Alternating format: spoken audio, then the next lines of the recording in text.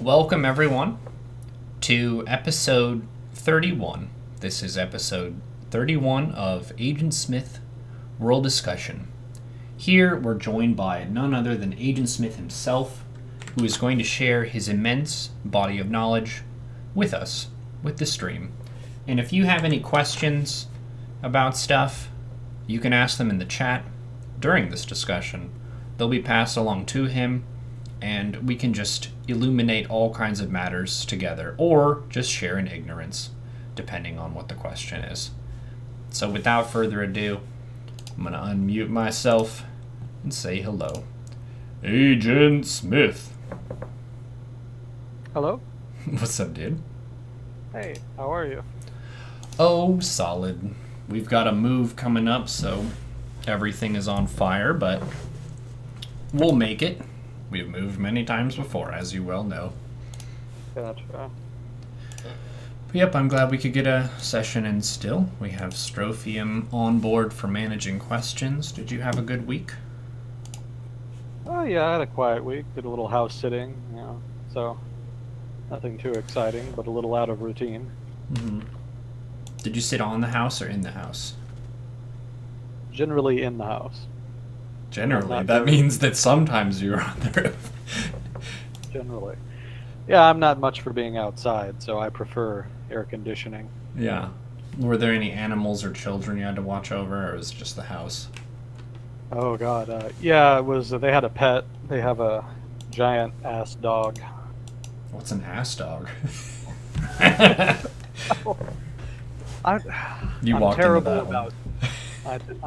I'm terrible about dog breeds, so I can never quite remember what she is, but she's one of those big alpine dogs. Oh yeah. Was it nice? Oh yeah, she's very sweet. That's good. Got to hang out and dog sit and house sit. It's just a little intimidating sometimes to wake up with her in your face. Yeah. One funny thing about big dogs is a lot of them psychologically don't understand their size and how it relates to other stuff. So you'll get like super tiny dogs that think they're just giant beasts and they have no fear. And then you can have these really big lumbering dogs who didn't ever really actualize their size and that they could just eat people if they wanted to. So they're kind of timid and bashful and all that. Yeah, she's definitely more on the timid side. Mm-hmm. Well, that's good. Glad you got to do something a little bit different. Yeah, we had some questions from last week that we didn't get to cover, and then I think there are already a couple in the queue, but what were some of the big stuff that happened this week? Anything bombastic? I know there was the Supreme Court Justice who was retiring or something. Yeah, Anthony Kennedy is retiring, and so there's going to be a big shitstorm about who replaces him. Oh dear. Yeah, there was, who was the last one who, no, it wasn't retired, it was Scalia died before the 2016 election. And so there was an open question about who would replace him. And so the GOP argued that since the election was upcoming in a few months, that they should wait to appoint someone so that the people could have a voice, I think was the opinion. So now it's looking like the GOP is going to try to push to have a new justice in place before the midterm election, and so that's causing some people on the left to cry hypocrisy, basically. So that's a subjective thing, but it's an example of how partisan and heated it's going to get. People are very sensitive about the appointment of Supreme Court justices because it's not an elected position, it's a lifetime appointment. So if you can appoint somebody who is ideologically predisposed to agree with some of your preferences, legally speaking, you can have that influence for a very long time, for as long as they're in there, which can be a matter of decades. So having some balance on the court is, well, that's kind of a question. How important is a political balance on the Supreme Court to political stability in the United States? Would people wig out if there was a disproportionate number of conservatives or liberals on the Supreme Court? Yes. So it seems we're about to find out. Yeah. And it's the president who appoints them, right? It's the president who nominates them, and then Congress, well, the Senate, I think, clears them, accepts the nomination. Okay, so. And the way it used to work is that you had to have a supermajority. Please correct me if I'm wrong on this, but it used to be that you needed a supermajority to pass a nominee, a Supreme Court justice nominee. But the process was becoming so acrimonious and it was becoming so difficult to pass anyone that they finally just made it a basic vote, just a normal majority vote in the Senate. And that was, unfortunate, since that broke a very old tradition in the Senate. In general, they prefer to have the supermajority to pass things, since the Senate is supposed to be, in the American government, the institution of reasoned debate, deliberation, etc. The House of Representatives is supposed to be the sort of center of heated emotive politics. That's supposed to be where the shitheads go to have their politics. The Senate is, the Senate is supposed to be kind of above that. They're supposed to be more kind of like the House of Lords almost in the UK, where they're supposed to be above politics, to take the national interest more into account. And that's kind of eroded with time over the past couple decades in particular. But regardless, the point is that's another example of that norm, that set of norms of the Senate being more reasoned kind of eroding. And I should add here that the Supreme Court, having political appointees doesn't necessarily matter all that much.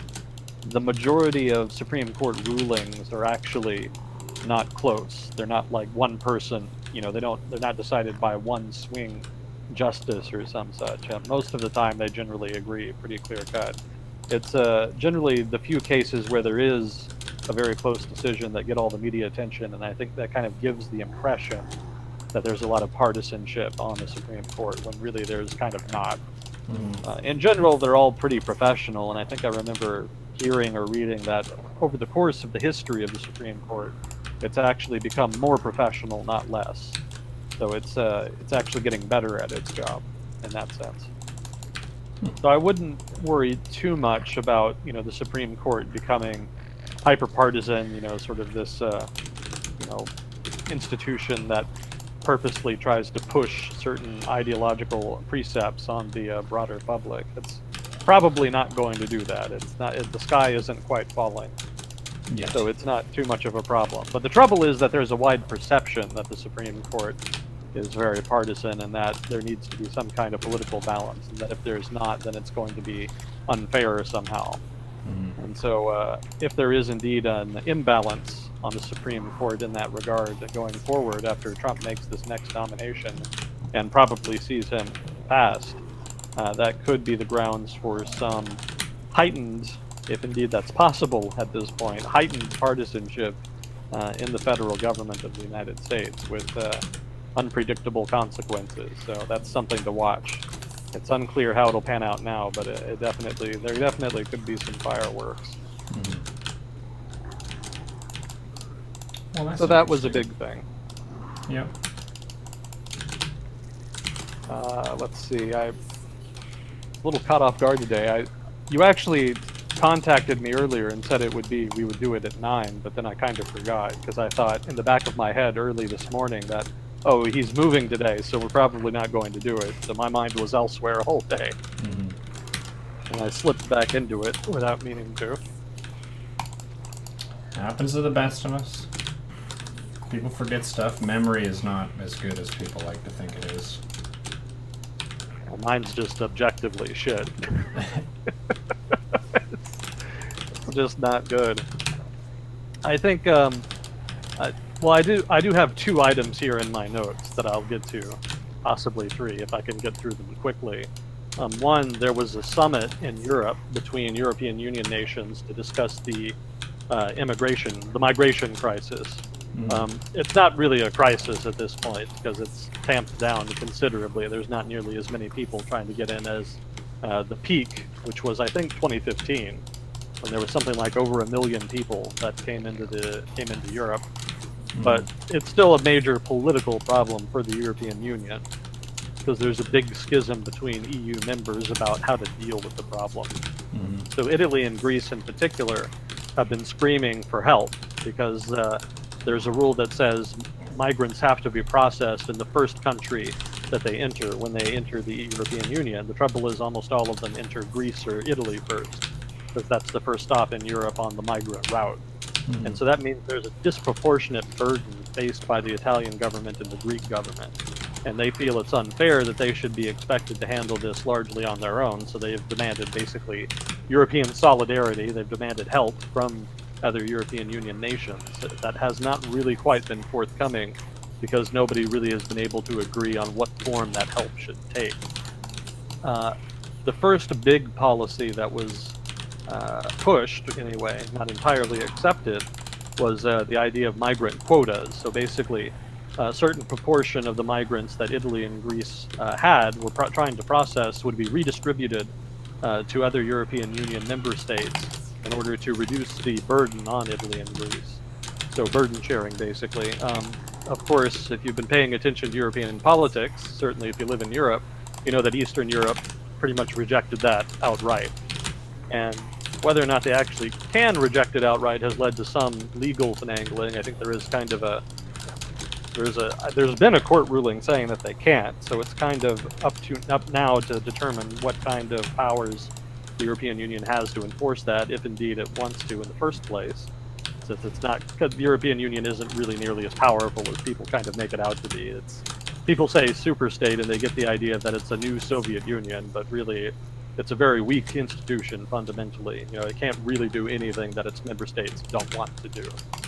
Yeah, I mean, there are exemptions everywhere abound, but anyway, I'm getting off on a tangent. The point is, Eastern Europe and certain other states in Scandinavia, I think Denmark and the Netherlands being the principal ones, the Dutch not in Scandinavia, obvious. Denmark and the Netherlands, I think, were the others besides the Eastern European nations that were against the migrant quotas. And please correct me if I'm wrong on that in chat. But because they rejected that, there was an immense amount of debating and negotiating that just never went anywhere as to what an alternative could be. So this European Union summit that happened over the past week or two, I think it was, saw some progress on that front. And so basically, some of the specifics that were agreed to, there's going to be processing facilities created in Europe. And basically these facilities will house large numbers of migrants and kind of keep them in one place while they're being processed. And if their asylum application is accepted, then they'll be distributed. I'm not entirely clear on how that works, but basically they'll be let go into the European Union, and if their asylum application is rejected, then they'll be deported back to their home country. Some critics are saying this is like a migration concentration camps, so there's some criticism on that count. Certainly it's a sensitive subject in Europe, but in lieu of any alternatives, that's kind of where they're at. That's one of the better, at least some progress anyway. They also agreed to strengthen external border security. That probably wasn't very controversial. So they're going to send more money and resources to Italy, you know, more personnel, etc., to Italy and to the European Union border enforcement institution. I forget the name. And then they also agreed to explore disembarkation platforms, quote unquote, in foreign countries. So basically these would be like the migration centers that they're going to make in Europe, only they'll have them overseas, basically in northern Africa probably. And they'll try to process migrants there instead of having them come into Europe. And that's meant to reduce the burden on European countries and to discourage people from making the journey to Europe. Basically, it's meant to be like a safer alternative than the Mediterranean route.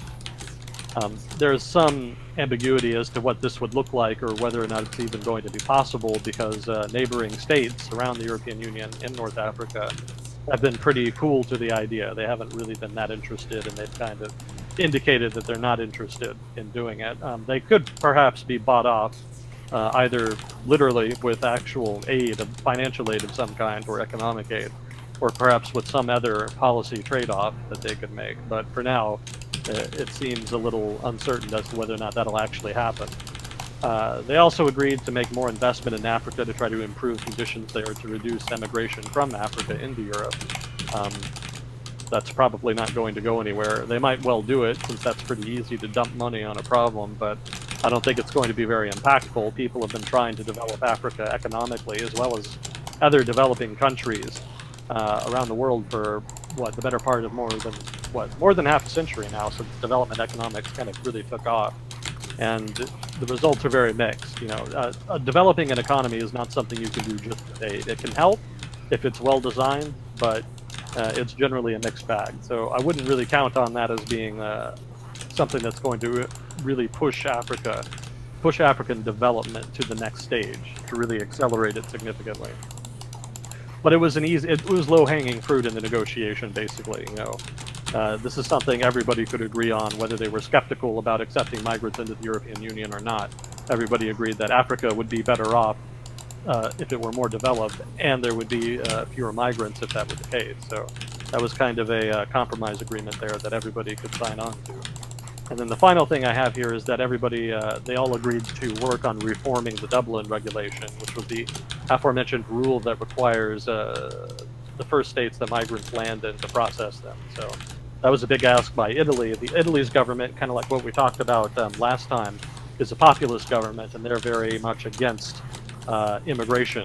They're very critical of it, and they're doing everything they can to push the European Union to really take this issue seriously and trying to advance it to the forefront of European politics. And so I think at one point they even threatened to withhold their signature from the final statement or something to that effect of the summit unless immigration was discussed and some kind of agreement reached. So they had a mandate to do that, so no surprise. So this could perhaps be some of the first fruits of that labor. So whether or not this really significantly tampers down on migration is debatable. I suspect not. It'll definitely cut down on it, but it probably won't be significant. The bigger question is, will this sate some of the political tension in Europe over the issue? Will this agreement be enough to ease the tension over the whole migration crisis, such as it is in Europe? And that's uncertain as well. So that's something to watch, basically, something to keep an eye on. Most likely the political momentum of the migration crisis is going to carry forward for a couple more years, so that immigration will probably not go away as a political issue. But this agreement, or perhaps a modified version of this agreement negotiated in the future, could be the first step to kind of returning European politics to something resembling the pre-migrant crisis status quo, or at least mitigating tension over the migrant crisis. It's interesting from an American perspective seeing this unfold, because the United States is a melting pot nation, so to see them kind of have a major influx of another population, it seems kind of like they're making a really big deal out of it, but there is the economic overhead, and you also need kind of housing and stuff. These are living people who are entering your country, so you have to figure out where they're going to live and how they're going to integrate in society and that kind of stuff. But I think the building block and the basic relationship of people being averse to new people showing up is something that is present in America as well. Like, anytime we've had refugees come over, say from Ireland in the past, or even from Mexico right now, we have a lot of immigration from Asia, Vietnam, Korea, stuff like that. There's always some resistance from some portion of the population, and it's part of the globalization. As travel has become easier and easier, you can get refugees from further and further away from their home, which also tends to mean their culture is further from your own as well, which causes a bit more friction. But I think we talked a few episodes back about how most immigrants and stuff end up integrating within a couple generations, and they're just like regular citizens of that country. Mm-hmm. Yeah, it's almost a kind of institutionalized hazing. Every wave of migrants tends to be, people established the natives in a country tend to be suspicious of new migrants. And so there's a generation or so where there's suspicion and mistrust, and then over time they integrate, and then eventually it kind of goes away, and then they all kind of dislike the new wave of immigration, wherever that comes from. So, you know, it used to be Italians and Poles were seen as very alien, you know, almost as invaders. And now you wouldn't even bat an eye if you met a guy who was Italian or Polish. And most of the time you couldn't even tell if they had Italian or Polish heritage.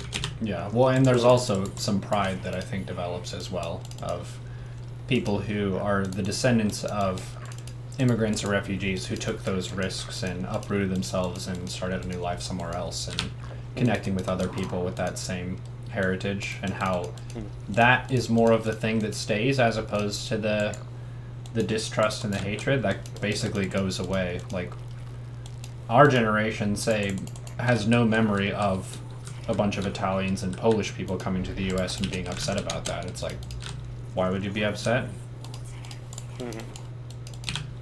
Yeah, you know, the assimilation is so complete that, for one, you wouldn't necessarily know it, and then people just kind of forget. You know, it becomes a historical artifact, you know, an anachronism. Something similar is happening now with Mexican immigration. You know, for now there's a big hubbub about, you know, how many Mexicans there are in the United States, but eventually, the degree of assimilation will reach a point where they're largely indistinguishable, and it's no longer an issue. People won't really care in future as much.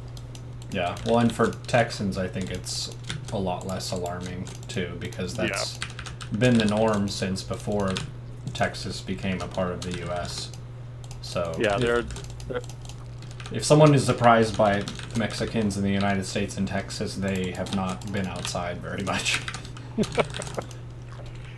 Yeah, that's definitely the case. There are definitely parts of the United States where the presence of Mexicans or Mexican Americans have been, the footprint of that group has been much larger historically. So, you know, no, it really hasn't been a substantive change per se for Texas to have this massive influx of migrants from, in Texas' case, Mexico mostly, and some Central America.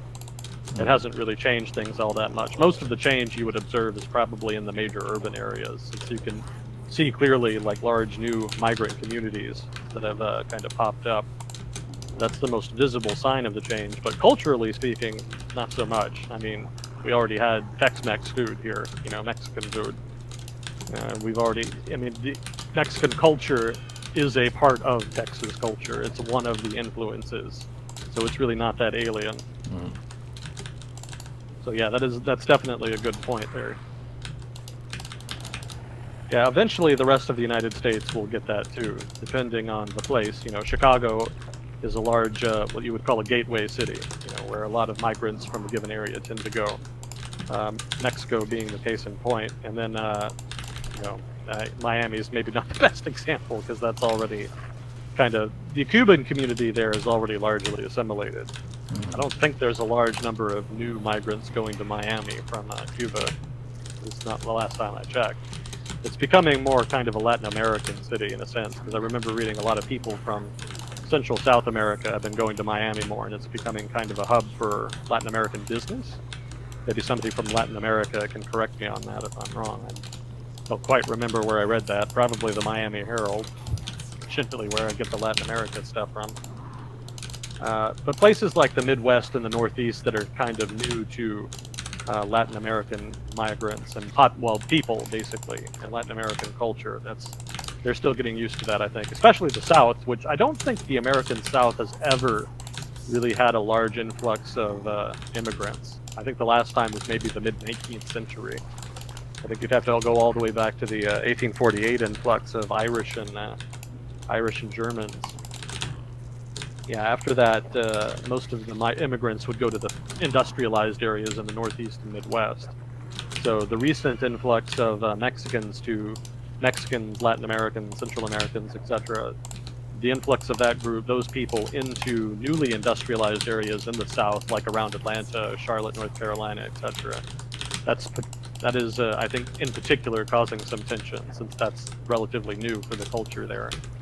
So it might take them a little bit longer, since this is kind of a new thing for them, or at least relatively new, as compared to, say, the Northeast or the Midwest, which has more of a history, and a more recent history of assimilating large numbers of immigrants. But yeah, I think you're right. I think the process will play out pretty much the same, and eventually people will be fine with it. It won't even be a question. There'll be some new group of immigrants coming in, and then all of the everyone will kind of be focused on them instead. Yeah, there's a big influx of Mexicans in Washington State, which is obviously further from the U.S.-Mexico border, and I think that it makes it more of an issue because they're less experienced with that as a norm for the region. Yeah, as I recall, the Pacific Northwest is pretty lily-white.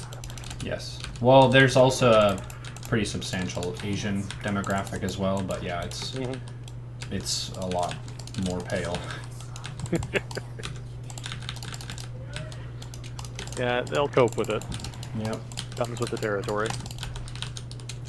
Let's see. So then the other thing I wanted to hit on real quick, I'll try to be quick anyway, is Obrador. It looks like Obrador is going to win Mexico's presidential election. I think there's I brought up the BBC World News site, and it's got its main headline saying that exit polls are indicating he won. So it's looking like Obrador will be the next president of Mexico, and we've talked a little bit about that off and on for the past couple weeks.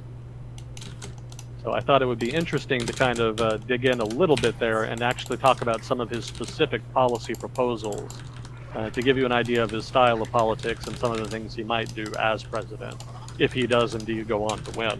I know some of the people listening from Mexico had been critical of that. I remember some people commenting that, oh, the establishment will never let him win, etc. So, not inevitable that he'll win, basically. You know, there is some reason to doubt, but if he does, he has the potential to be very disruptive to the status quo in Mexico and in Mexico's international relations. So I thought it was worth talking about.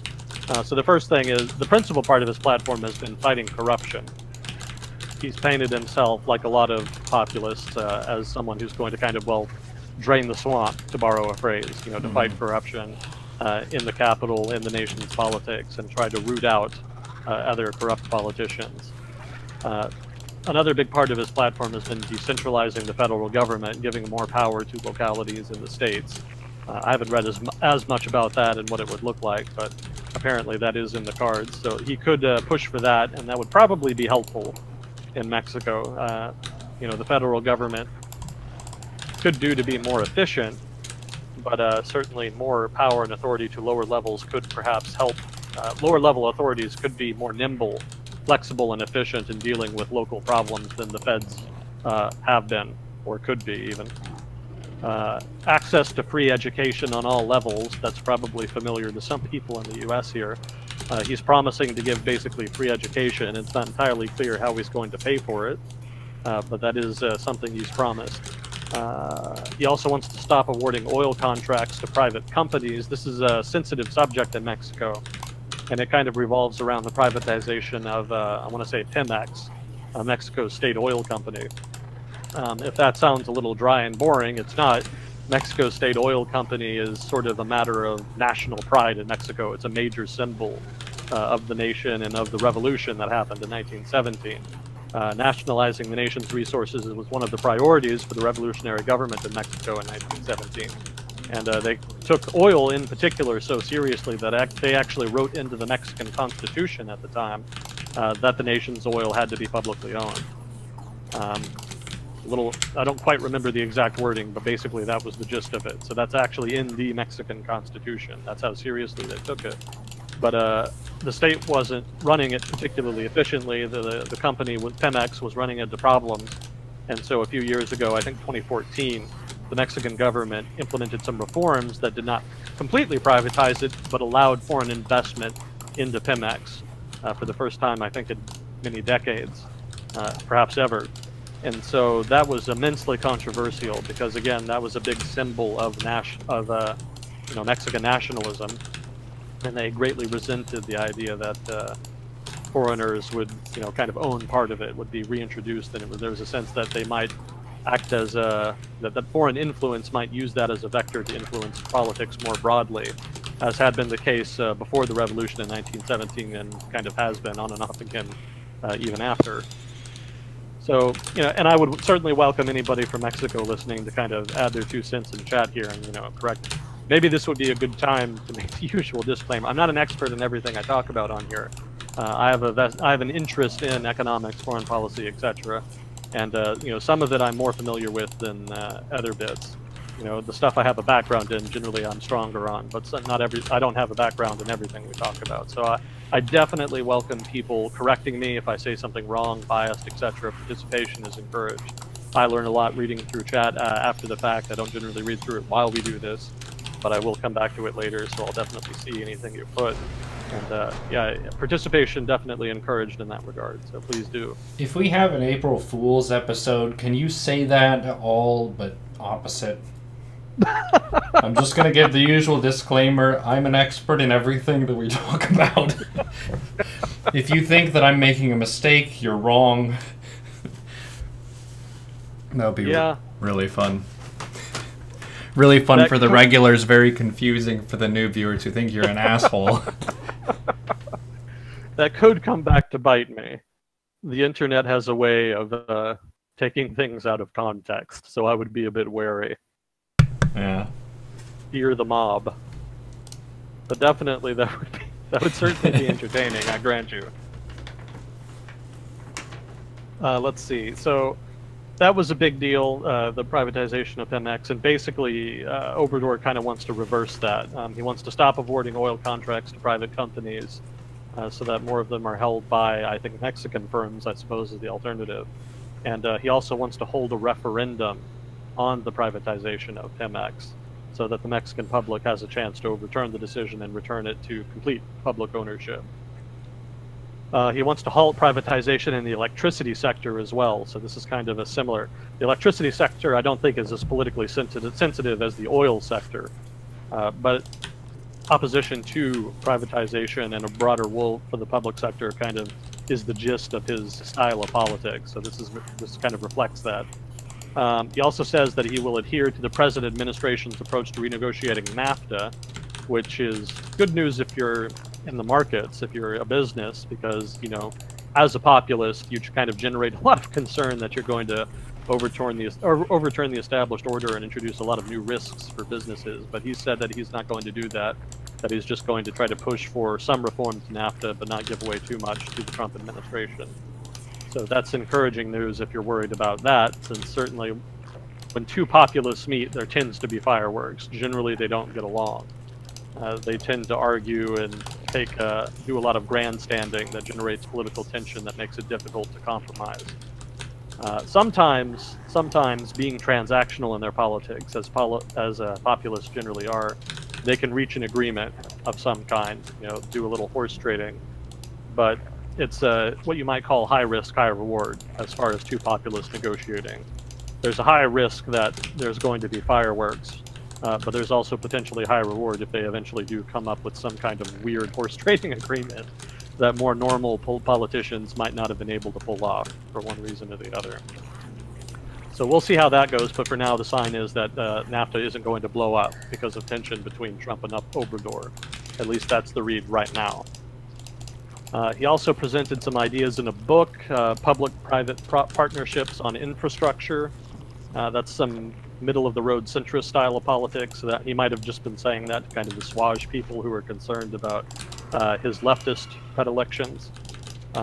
But maybe it could be an actual sign of sort of what you might call compromised populism, where the populist doesn't go full populist left or populist right, but kind of mixes elements of both. You kind of see some of that with the Trump administration. As far as something like free trade, which traditionally has been a Republican thing, very pro-free trade. The Trump administration has kind of taken a line from the left and been more critical on it. So mixing and matching policies from left and right is very much a populist thing, and it could be that he's doing that here with public-private partnerships. He also in that same book pushed tax incentives for private investors, also more of a compromise centrist position, and he also discussed a binational job program along the border with the United States, in which could serve to reduce immigration from Mexico into the United States and mitigate human trafficking. The idea being that there could be jobs on the Mexican side of the border for people who would normally migrate across the border. He also had an idea for another referendum, this one on some of the recent legislation that had been passed as far as gay rights and abortion in Mexico. So he wants to subject that to a public referendum that could potentially overturn them. And he also has said that he wants to abandon recent moves toward an independent anti-graft prosecutor. He wants responsibility for running that anti-graft operation to be solely the responsibility of the presidency, as opposed to an independent anti-graft institution. You could argue that given politics in Mexico, that would empower the anti-graft prosecutor, give him more leeway since he has sort of the backing of the presidency. But given the corruption in Mexico, one could perhaps be forgiven for suspecting that he would use the power inherent to an anti-graft prosecutor as a bludgeon against his political opponents and critics. Which you believe, or how much you what you read into any of these policy positions is a matter of subjective opinion. You have to kind of draw your own conclusion on that. But these are the sorts of policies that he's on record as having pushed while running for president. So if he does win the election, the style of policy making and perhaps these particular policies are what you could kind of look forward to. So that's a preview of Mexican politics over the next few years, again, if he wins, and as well as some potential implications for the relationship with the United States.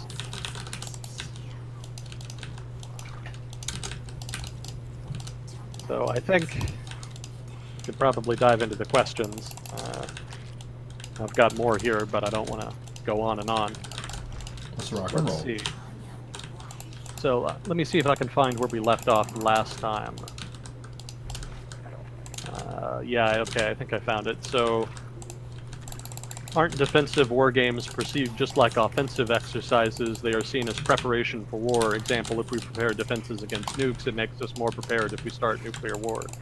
I think we were talking last week about the fact that the United States agreed to suspend military exercises with South Korea, and how that was a big concession on the part of the United States, and that the American position was that the war games, traditionally the American position has been that those war games have been defensive, and that there is no need to suspend them, that it would be a major concession if that were to happen, as has been the case now. So this person is asking, aren't defensive war games perceived just like offensive exercises? Not necessarily, because it's all about context and it's all about trust.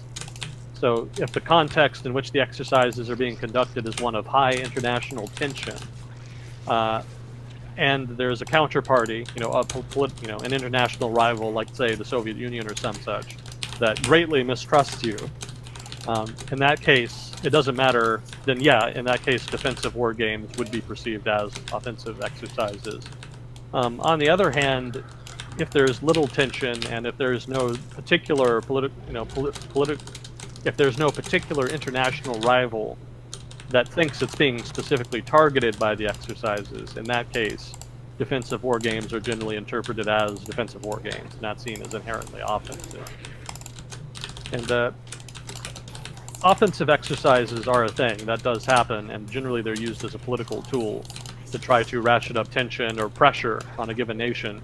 The Trump administration itself was doing that in the recent exercises. They actually went out of their way to introduce into the military exercises that involved hitting targets like they might hit in North Korea if there were to be unilateral airstrikes to try to disable the North Korean nuclear program.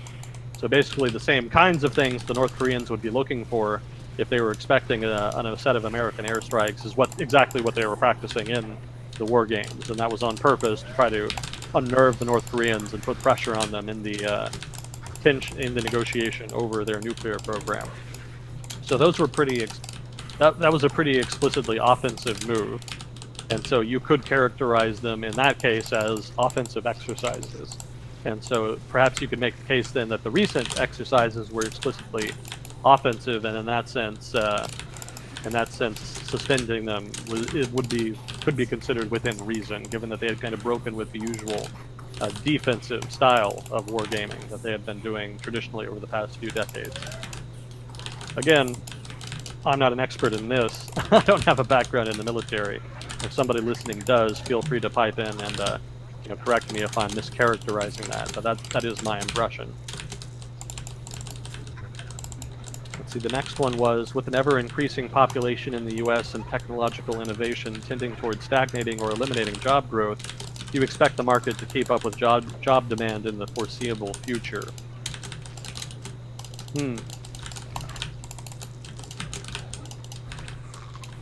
So the economy and job demand are pretty organic. They change to fit the circumstances of a given economy.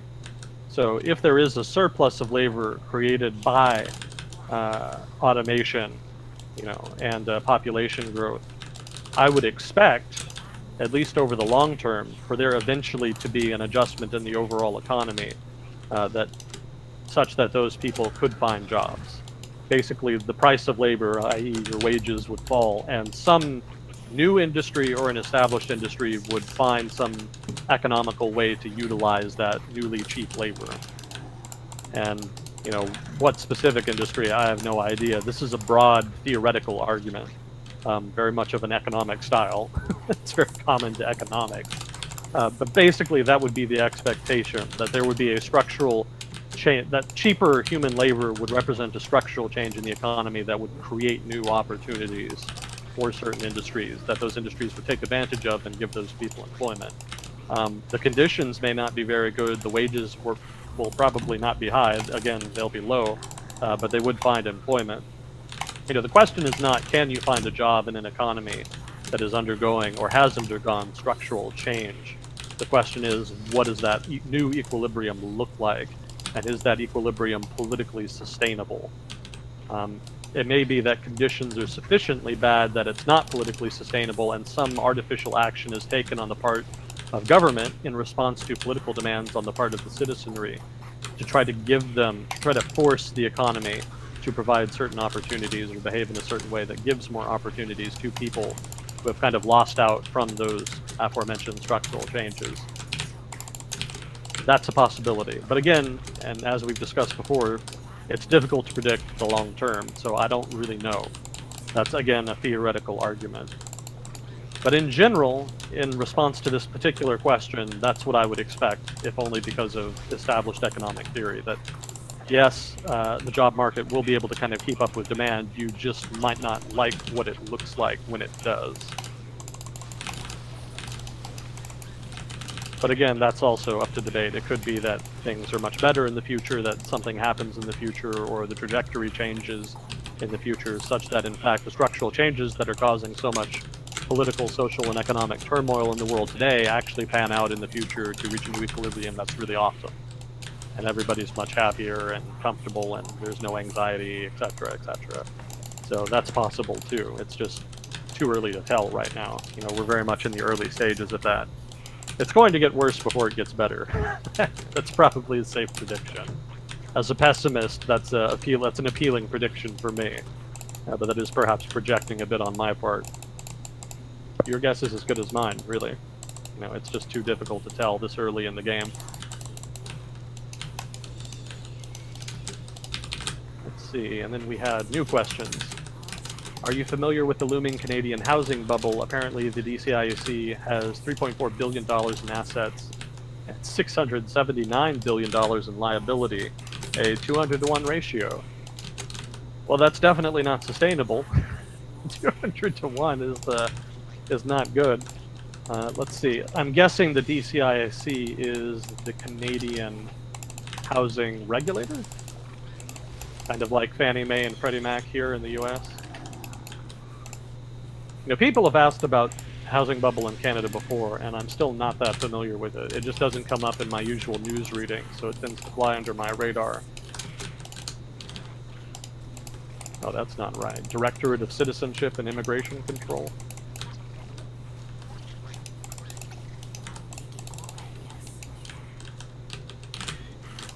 Let's see, housing.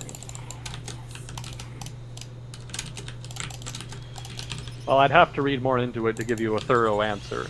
I can say that at least, because I'm having to Google DCIAC. I'm not sure what that is. Yeah, the issue of a Canadian housing bubble has come up in chat before, but again, I haven't read enough about it. I doubt it's going to be, if it is a bubble, as bad as in the United States. because there have been a lot of actions taken to try to reform the banking sector in the developing world, you know, in all developing countries, tried to make the banking sector more resilient to major economic downturn, negative shocks, basically, of any kind. And there was also what was it? Basel? Maybe somebody in banking can correct me on that. There are a set of international standards agreed for the banks, basically. And there was a new round of negotiations for those, Basel III, I think.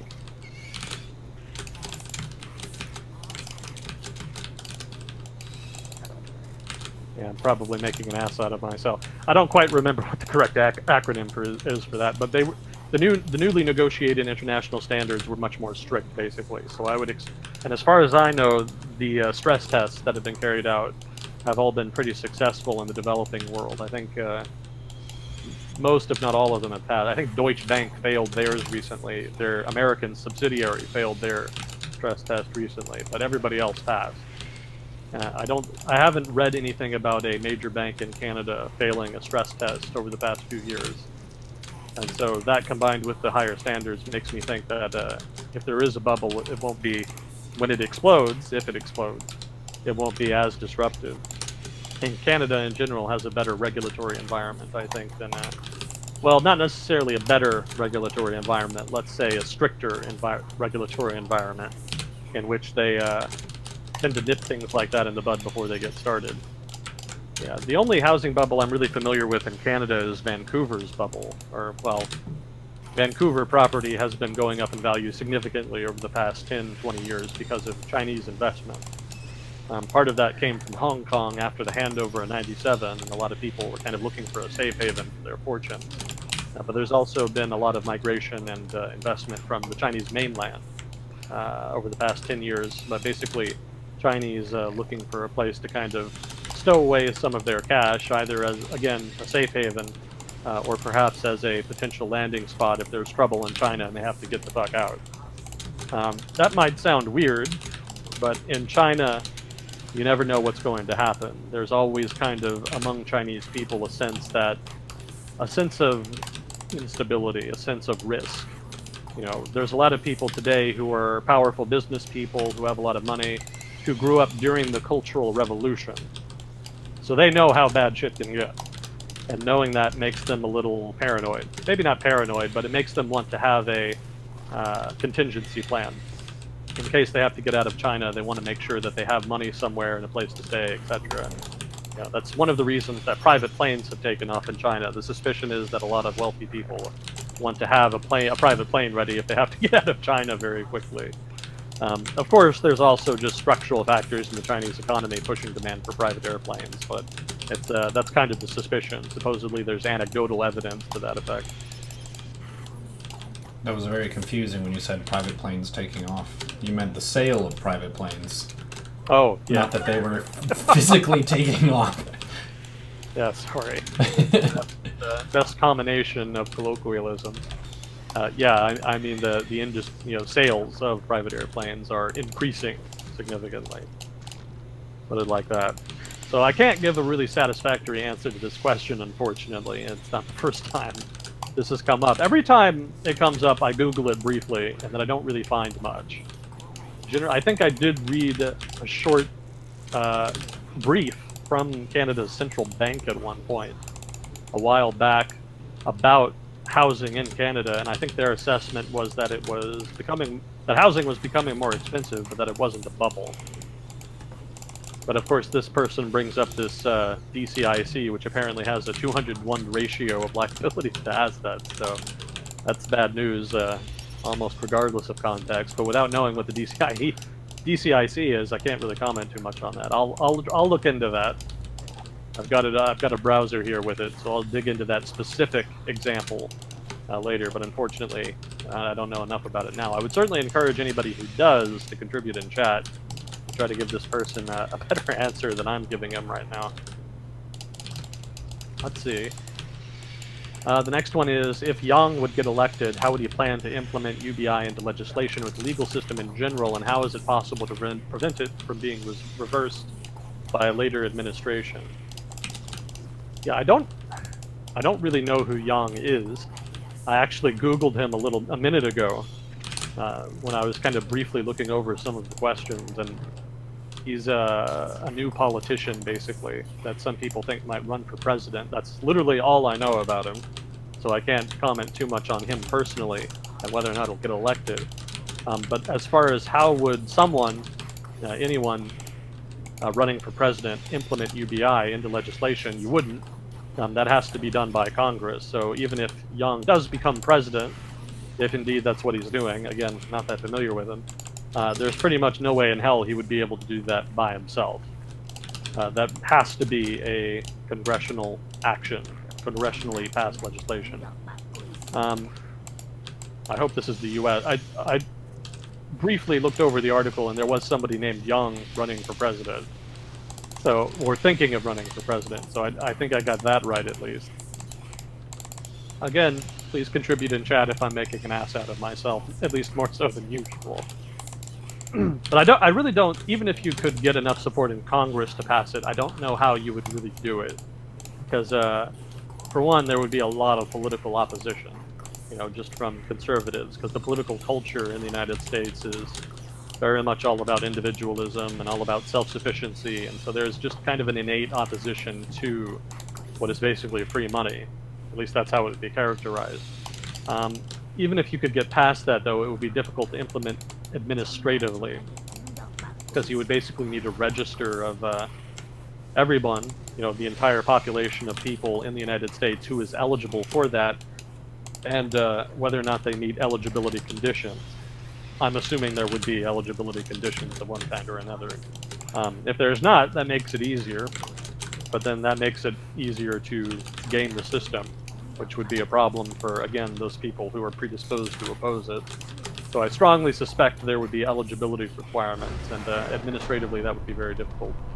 Well, not necessarily very difficult, but complicated. It would require its own bureaucracy, basically. Let's see, into legislation or the legal system in general. How is it possible to prevent it from being reversed by a later administration? I mean, the only way to prevent it from being reversed by a later administration is to have it be a constitutional amendment. Anything less than that is pretty easy to overturn by a new majority of the opposition party. So if you're looking for something long-term, a constitutional amendment is about the only way you could have that kind of security. You know, I mean, Obamacare is a good example of that, because it was around for a couple of years. I mean, technically it's still around, but it's basically gone at this point. You know, a lot of the key provisions have been undermined, and it's only a couple of core provisions that are still in force. But it was basically passed and implemented in full for only a couple of years before the GOP really started to tear into it over the past few years. And so I think that a similar fate would probably await any effort at UBI. You know, if indeed UBI ever becomes normalized and becomes accepted, it's probably going to happen after a 10, 20-year-long grinding political battle between opponents and supporters. So even if you can get it passed, I wouldn't count on it being securely implemented over the long term until 10, 20 years after the fact. Because that's about how long it'll take for the political battle to kind of unwind and for it to eventually reach some kind of equilibrium where it is the new status quo. Assuming that it isn't erased and doesn't get the chance to be a status quo by the opposition. That's also possible, in which case you have to start from scratch. Yeah, that's something you really have to kind of proselytize amongst the body politic for. If you can convince a critical mass of the public to support it, then they'll vote people in who support it, and then you can get it passed probably pretty securely, and maybe keep it there. But if you're talking in a purely partisan sense, you know, how can the people who support it overcome the people who oppose it? You know, that's a political battle, and I don't think there's any way that you're going to kind of get it passed securely with that approach. You know, I think it is kind of, you do have to take a long-term strategic activist approach to the problem and try to proselytize first, and then get your legislation, rather than get your legislation and then try to defend it, basically, and proselytize people into supporting it. That's not really workable over the long term, I don't think. We were talking about UBI throughout a lot of today's stream, and I was talking about the nature of how it's very much against what a lot of people would call the American spirit, which is merit-based income, 100%, where it's like, this is where people realize their dreams and this and that, and it's not that that is perfectly true in the U.S., but that is what people want, what a lot of people want the U.S. to be, and how UBI is directly contrary to that spirit and sentiment. So it's kind of like, you need the American ideal to change in order for UBI to look attractive to your average moderate American. And that's the thing that we were talking about too, was you can't just think up something that your party is going to love. You have to think of something that moderates are also interested in, because that's how you win. Exactly. Yeah, you have to think strategically if you do want to pass a major reform like that. You know, if you really do want that to become like a new status quo, then you've really got to kind of plan over the long term and create a long-term strategy that has viability. You might get some short-term victories if you take the more partisan approach, but they're probably not going to be lasting, since politics in the U.S. over the past 10 years or so have pretty much shown that the cyclical nature of politics ensures that opposition will get a chance to get into power and overturn anything that you did that they didn't like. So that grassroots bottom-up approach is definitely preferable to create favorable conditions for a new policy that you want to push.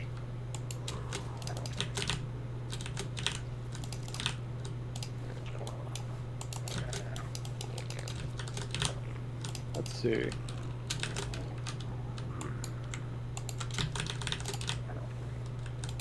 So I'll look up this Yang guy and see what I can read about him. I hadn't heard about him. I guess that's what I get for not paying enough attention to U.S. news. I get a lot of my U.S. news from the BBC World News, ironically. Yeah, with him making UBI one of the key pieces of his platform, I think strategically is not the best move, but in the long term, it does put UBI more into the conversation, which might be what he's going for. If that's the case, then he's successful with that. Because I think it's something that conservatives really want to argue against, because that's fun. And then liberals like the idea as a way of kind of evening out inequality.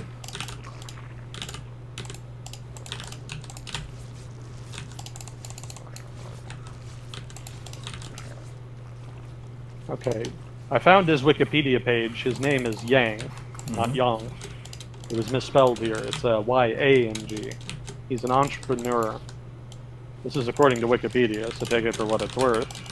But he's a presidential candidate for 2020. He's the founder of Venture for America. And his principal campaign platform is predicated on UBI. So I guess hence the question. And I think he's running as a Democrat? Yeah, Democratic presidential candidate. Probably not. The odds are against him. You know, there's a lot of people there's a lot of established career politicians who have a leg up inherently on new entrants to politics. You know, that was what made Donald Trump so anomalous. He kind of tore through a lot of establishment people who had been kind of building up their political career for a presidential run. And so had a lot of institutional support, had a lot of organization, just had a lot of the major factors you need for a successful presidential run in place. Donald Trump just kind of decided to do it and then ran with it and then just beat all of those people. It was a huge upset. It was, you know, shocking for everyone. The fact that Bernie Sanders got defeated by Hillary Clinton was no shock at all. That was kind of just expected. You know, you can chalk that up to corruption or, you know, favoritism on the part of the DNC or whatever you like, but it was no shock that that's what happened. You know, Hillary Clinton had a major political machine behind her. She was a significant political force who had been in politics a long time and was very good at organization, using institutions. She was definitely a player. So Bernie Sanders was swimming, you know, very much against stream, you know, running uphill on that. So this guy is going to encounter similar opposition, and a lot of entrepreneurs are not really prepared for that. You know, because politics is not like business. It's really not. It's an entirely different animal. You know, in business there are rules. There's expectations that you kind of have of business partners or customers or buyers or what have you. Politics in contrast is more of a Hobbesian state. You don't know what to expect from anybody. Anybody can stab you in the back, and you just don't know what's going to happen. America is a little better about that than some countries. The developed countries in general are better about that because they have institutions in place to control for that. Some of the competition and friction that competition generates. But it's still very much cutthroat. It's still very competitive, and it's competitive in a very different way than a lot of businessmen are used to. So it's possible that he could do it, but I'm skeptical. I would expect somebody more like Elizabeth Warren, or somebody who has more of a political background. Generally, those people have more support and experience, and are able to kind of make a more successful run. So if he wants to do it, he's definitely going to have to work really hard to kind of overcome that lack of experience, because that's going to work against him going forward. But without really reading more about him, I wouldn't venture more than that. Vague skepticism is the most I would express at this point.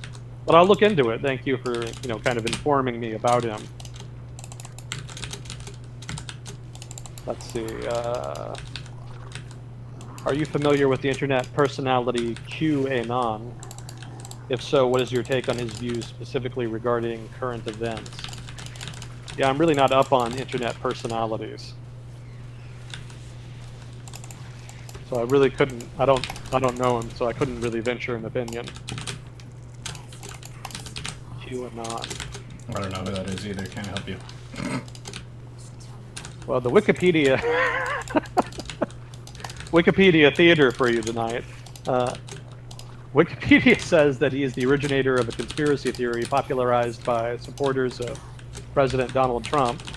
The theory involves a series of cryptic internet postings by a person claiming to have access to classified information involving the Trump administration and its opponents in the United States. His posting campaign is also referred to as the Storm, quote unquote, detailed as a supposed secret counter coup by the Trump administration against the alleged deep state. Adherents believe he is a high-level government insider with Q clearance, a U.S. Department of Energy security clearance comparable to U.S. Department of Defense top secret clearance with sensitive compartmentalized information access. Sounds a little batshit crazy to me. But I'm just reading Wikipedia, so I don't know. I'd have to kind of look at his stuff to give him a fair judgment. But as soon as I hear the phrase, the words conspiracy and the phrase deep state are red flags for me. In the current era, in the current environment, if you will, on the internet, there's a lot of crazies out there. So those are kind of red flags for that. But I'm willing to give him a chance. So I'll look into it, see what he has to say, see his argument. I'm sure his argument is fleshed out more in his content than is here on Wikipedia. Let's see. Many of the most prosperous or happy countries are small with only a few million people. Are problems of government fundamentally easier to solve in a small country? It's not that they're fundamentally easier to solve in a small country, it's that they're fundamentally easier to solve in a small polity. And that sounds like semantics, but, well, I guess it kind of is, but there is a point to it. Bear with me. The idea basically is that the lower the level of government you're at, the easier it is to solve problems, because the smaller the scale of the problems you face. And local governments are the most familiar with local problems, and so they're in the best position to deal with them, to come up with solutions to them, to understand them enough to have solutions for them. When you have the federal government or a national government, especially in a large country, try to solve local problems generally doesn't go well, because people at the top are not that familiar with issues in a very particular locality or even set of localities. Generally, it's better to have a decentralized system where localities have more power to solve those kinds of problems. In general, they're the best ones. They're the best at solving local problems.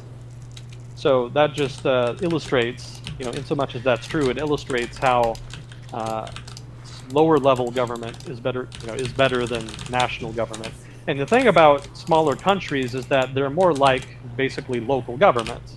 If you are like the size of, say, Liechtenstein or Luxembourg, having a smaller country just means you have fewer people and in turn fewer problems and a smaller scale of problems. And like a local government, you're just better able to handle those. Maybe a better analogy would be to say that, to compare a country like Belgium, which is a small country, has a relatively large population, but it's a small country. Compare Belgium in size of its economy, population, etc., to a U.S. state like Ohio. They're pretty comparable, relatively speaking.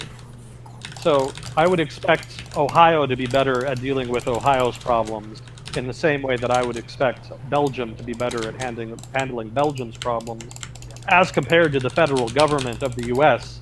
handling Ohio's problems, or the European Union handling Belgium's problems. In both cases, you have a lower level government that's relatively small and is responsible for a limited geographic area and population size, and is therefore more efficient at solving the problems inherent to that specific domain than the overarching superstate of, either the federal U.S. government or the European Union. So it's not really a matter of countries being small, it's just a matter of scale. In a large country, smaller polities like U.S. states or Indian states or Chinese provinces even, they're better at solving their own specific problems than the larger national state. And in the same way, a smaller state is just inherently better at solving problems than a larger state because it's closer to the people, it's closer to those issues than a national government in, say, Beijing, for example, isn't that familiar with provincial or local problems in the rest of China. So if it tries, and sometimes it does, it generally doesn't go well. The European Union has received a lot of criticism over the past few decades, specifically because it's detached from the lives of a lot of people in Europe, and they just don't feel it understands them or their issues. And so they want more power to go to states in the European Union because they think they're more able to deal with those problems, which they are. Not always in the way that populists and critics of the European Union think they will be, but in general, it's accurate to say that states are better at handling problems than, say, a supranational institution like the European Union. And then, of course, in the United States, the government in Washington, the federal government, again, like the European Union, has received an immense amount of criticism for being detached from the lives of many citizens, especially those in rural conservative areas, if not also certain liberal areas, certain left liberal urban areas on certain issues. So, in principle, I think you have the right idea. Yeah, it is easier problems in a small country, but that's not unique to small countries. That's just a scale thing that you can also see in subdivisions of larger countries. It's kind of a wild-ass meandering answer. I hope that made sense. I try. Well, it's all in the VOD, so they can listen to it again if they're confused. Maybe that'll make them be more confused. Yeah, that's what I was about to say. A garbage confusing answer isn't going to get any clearer on review. Yeah, so if that's not a clear answer, feel free to let me know in chat, and I'll be happy to try my hand at giving something a little more clear and succinct. Let's see. Have there been any recent updates on Chinese expansion in the South China Sea? I don't think so. I mean, they're definitely still active. They're still, developing the airfields. I think last month, I think they landed a bomber or something on one of the airfields they built on one of the artificial islands, which was, I don't want to say an escalation, but it signaled how far along the development of infrastructure on the islands is.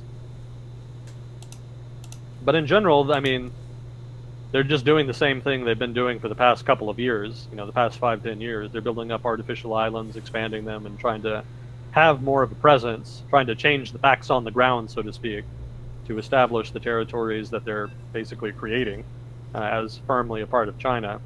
And given that the facts on the ground firmly favor China, there's probably not a lot anybody can do about it. I think states in the region really should have been more proactive if indeed they did want to challenge China on that. They really should have tried to build some artificial islands of their own. If they didn't have the money for it, they could have asked the United States for it, and the USG probably would have been willing to play ball. at least to some degree. But I don't think any offer was ever made in that vein.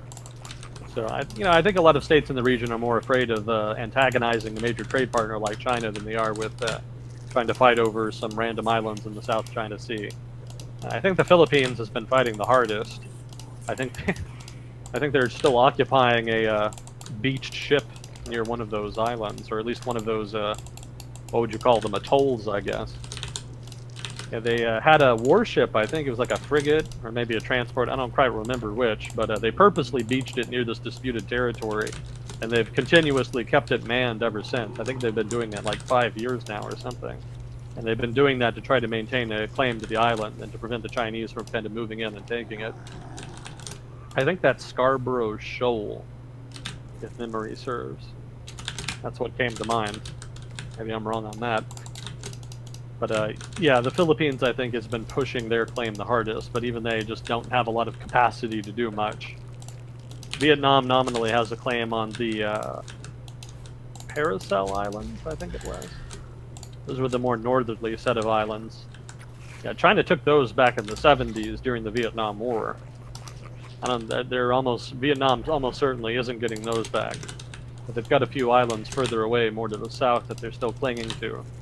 But in general, the Vietnamese government has been better about controlling discontent over the islands, and also is not pushing it as hard. It's not as much of a political issue for Hanoi than it is for Manila. And everybody else is pretty quiet. I think nominally Malaysia and maybe Indonesia also have some islands there, but they haven't issued any noise on that. Maybe that'll change with the new government in Malaysia. They've got the, what was his name? Mahathir, I think. The old boss, new boss, same as the old boss there. He used to run Malaysia for a couple decades as kind of the strongman ruler. Now he's back in charge. I don't know if he'll be more bombastic and more willing to confront China on the island issue, though, because that's not really why he got back into politics. He basically exited retirement to kick his protege out of power because he was upset with him, didn't like the direction he was taking the country. We'll see what happens with that, but for now it hasn't come up, so it doesn't seem like there's going to be a change in trajectory. Still time there could be, but thus far no noise on that count. Mostly Vietnam and the Philippines, and they just don't have the capacity to really challenge on it. Kind of getting off on a tangent. The original question is there anything new to report on that? No, nothing that I know of. Mostly it's just status quo as far as I understand. More island expansion, more empty US rhetoric, and a lot of consternation on the part of the Philippines and Vietnam.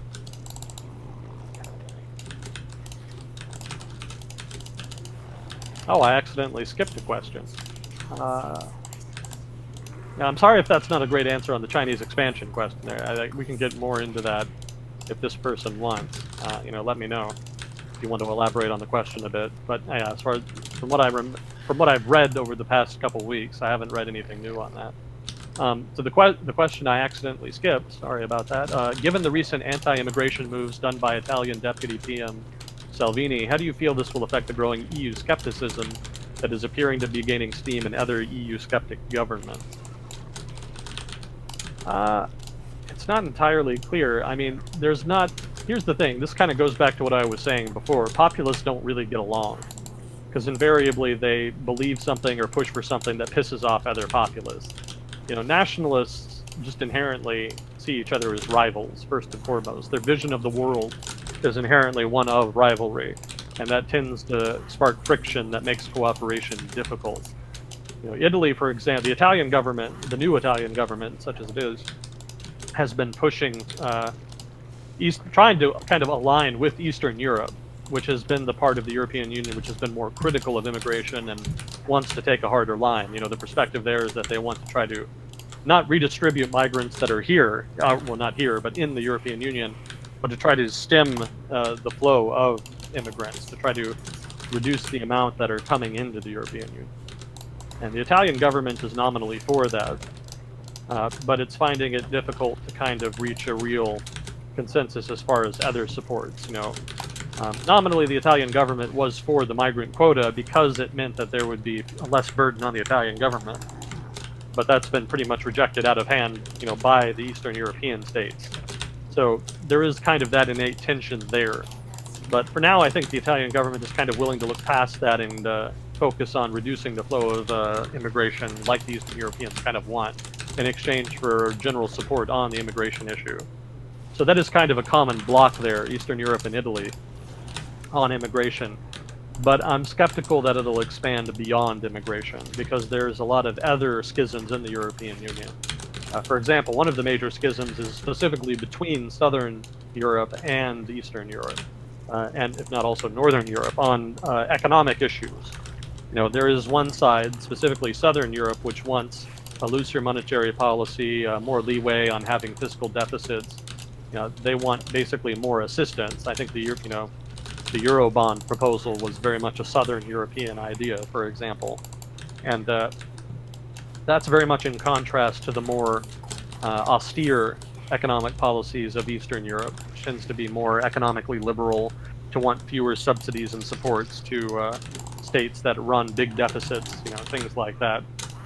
And so that inherent divide will probably make coalition building between Eurosceptic nations difficult because their interests inherently vary.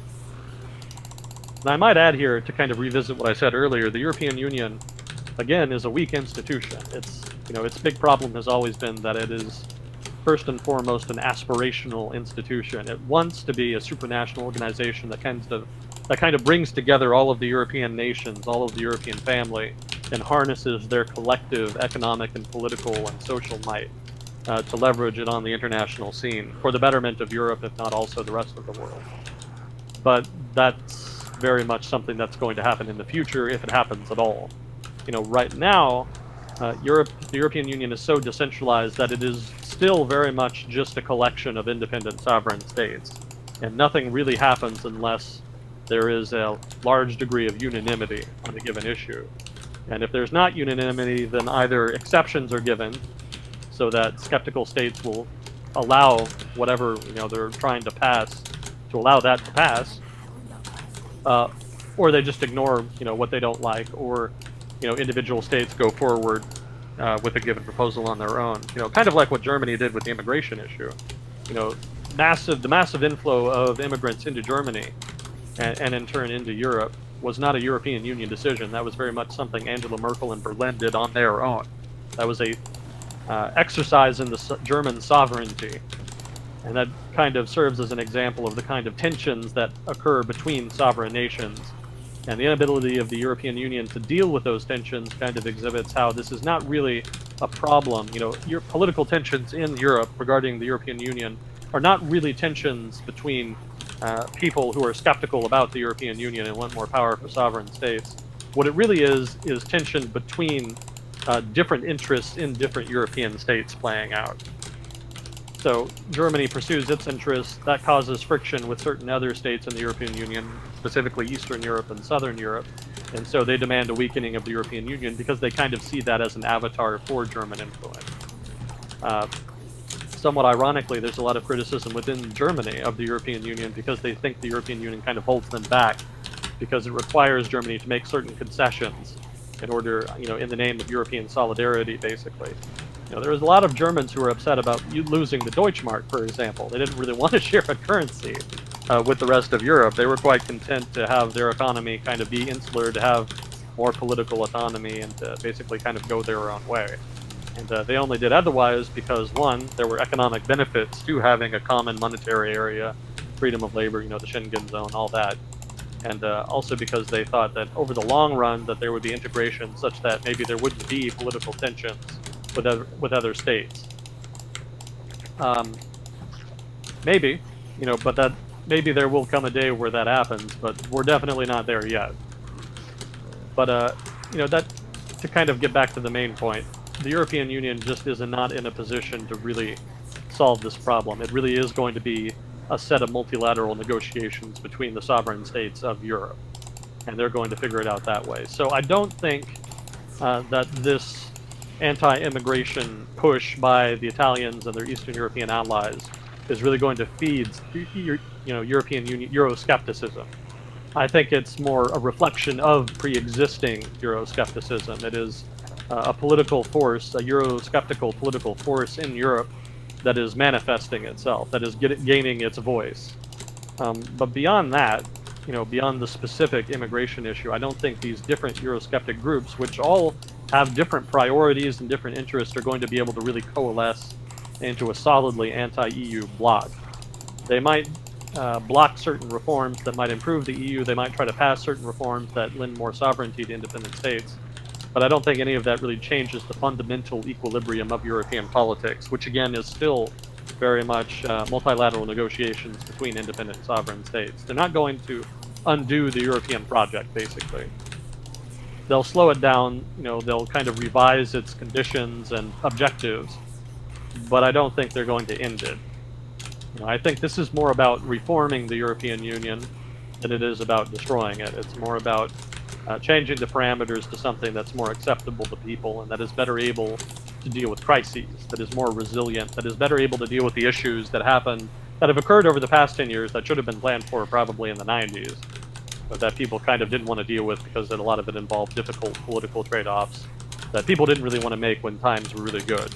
Europe was sufficiently prosperous that people just kind of wanted to focus on doing their thing and not really make concessions that were necessary and that are probably going to end up being made in the future in order to try to tighten institutions in the European Union such that they're stronger, such that future significant economic crises like the Eurozone crisis and political crises like the immigration crisis are less likely to happen, and when they do happen, are better managed such that there isn't a huge amount of political blowback against European institutions.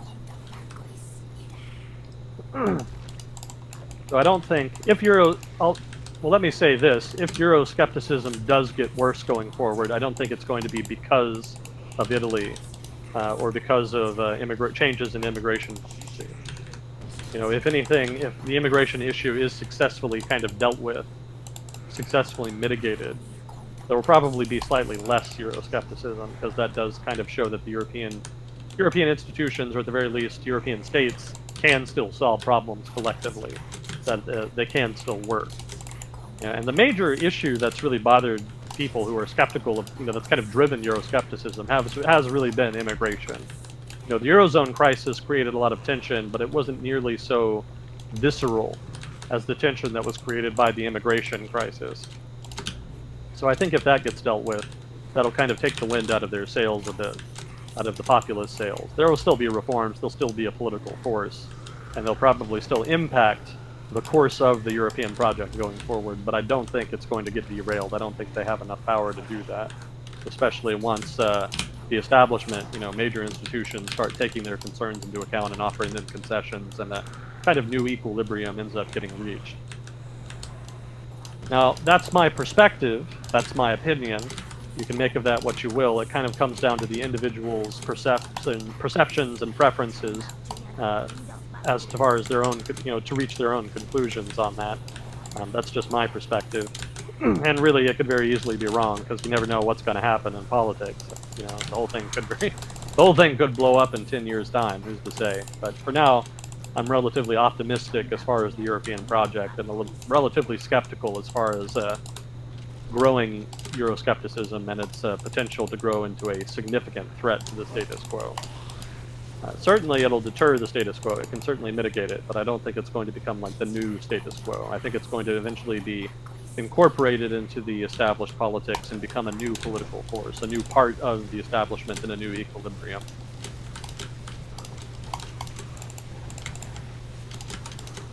Let's see, what are your views on the Mexican election, to piggyback on this line of conversation? My views on, I guess, I don't really have a whole lot, because I haven't been following it too closely. I read a bit about Obrador yesterday, just to kind of get an idea, a better feel for his politics. I think I even said so a few months ago, I had been pretty skeptical he would win, because I remember when he ran for president in 2006, I think, and I remember reading about him being upset that he lost the election, and then basically setting up a protest camp in downtown Mexico City. And he declared himself the legitimate president, and he even had an induction ceremony for his cabinet. And so that lasted, I think, for about a month or so, where he was just occupying, that center square in Mexico City, asserting that he was the legitimate president. I think the whole thing eventually just dispersed because just not enough people took him seriously to make anything come of that. But ever since then, I always kind of saw him as an outsider candidate, kind of one of those third-party type of candidates that runs a lot but never really wins. So I was pretty surprised to see that he was doing so well now. I guess I really should, given the state of global politics today, I really should give populists more credence. But in Mexico's case, I didn't. So here we are. It looks like he is going to win. And, maybe there's an update. So I was looking at that earlier. So maybe there's more official results on that.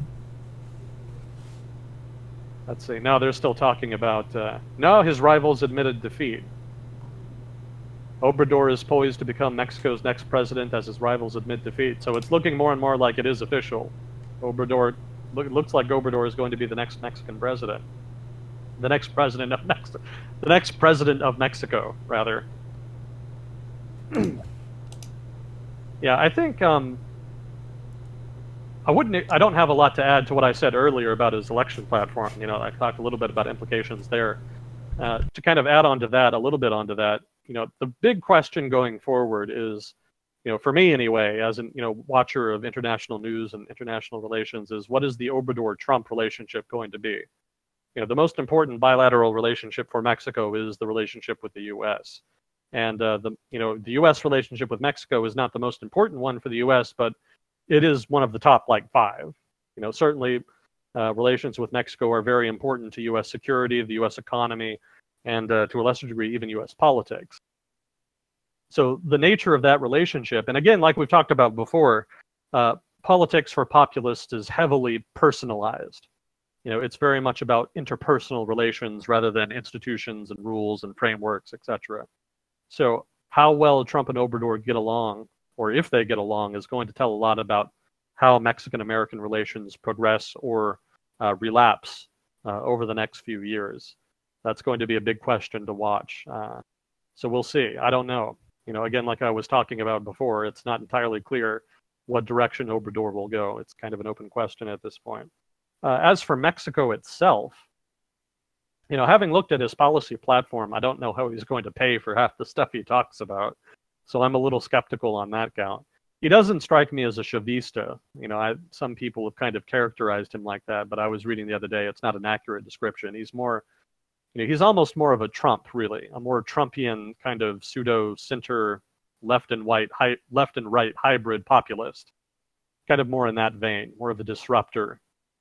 He's more experienced, though. He's not like Trump in the sense that he's kind of a political outsider who jumps in.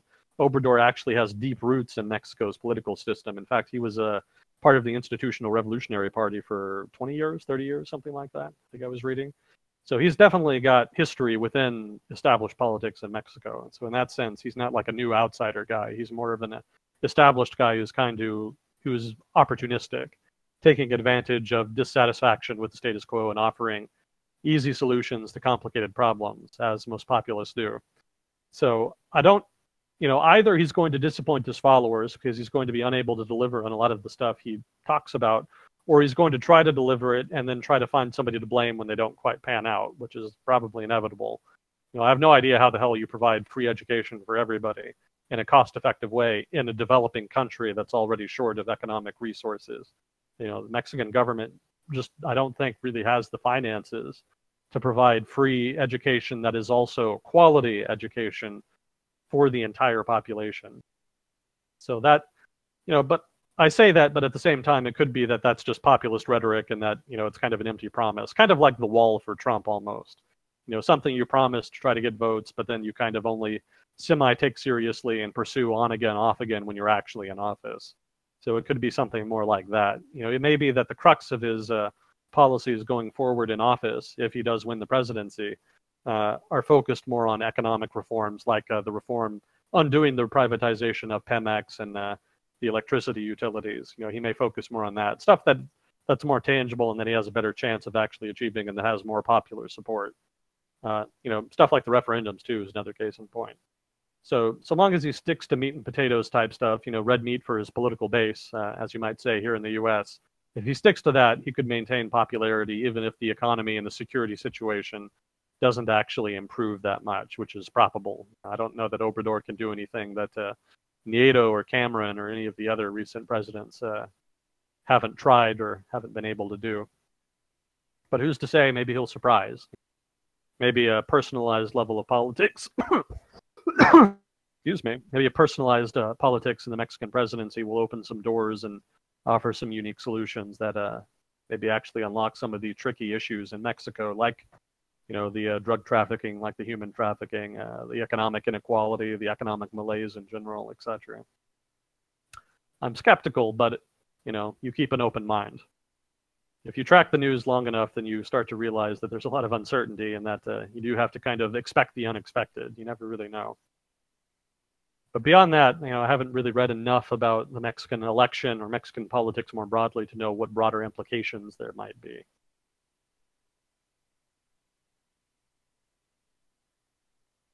Let's see. So those are some brief views. What strategies are China using to integrate Hong Kong into China from a more separate nation into just another part of China?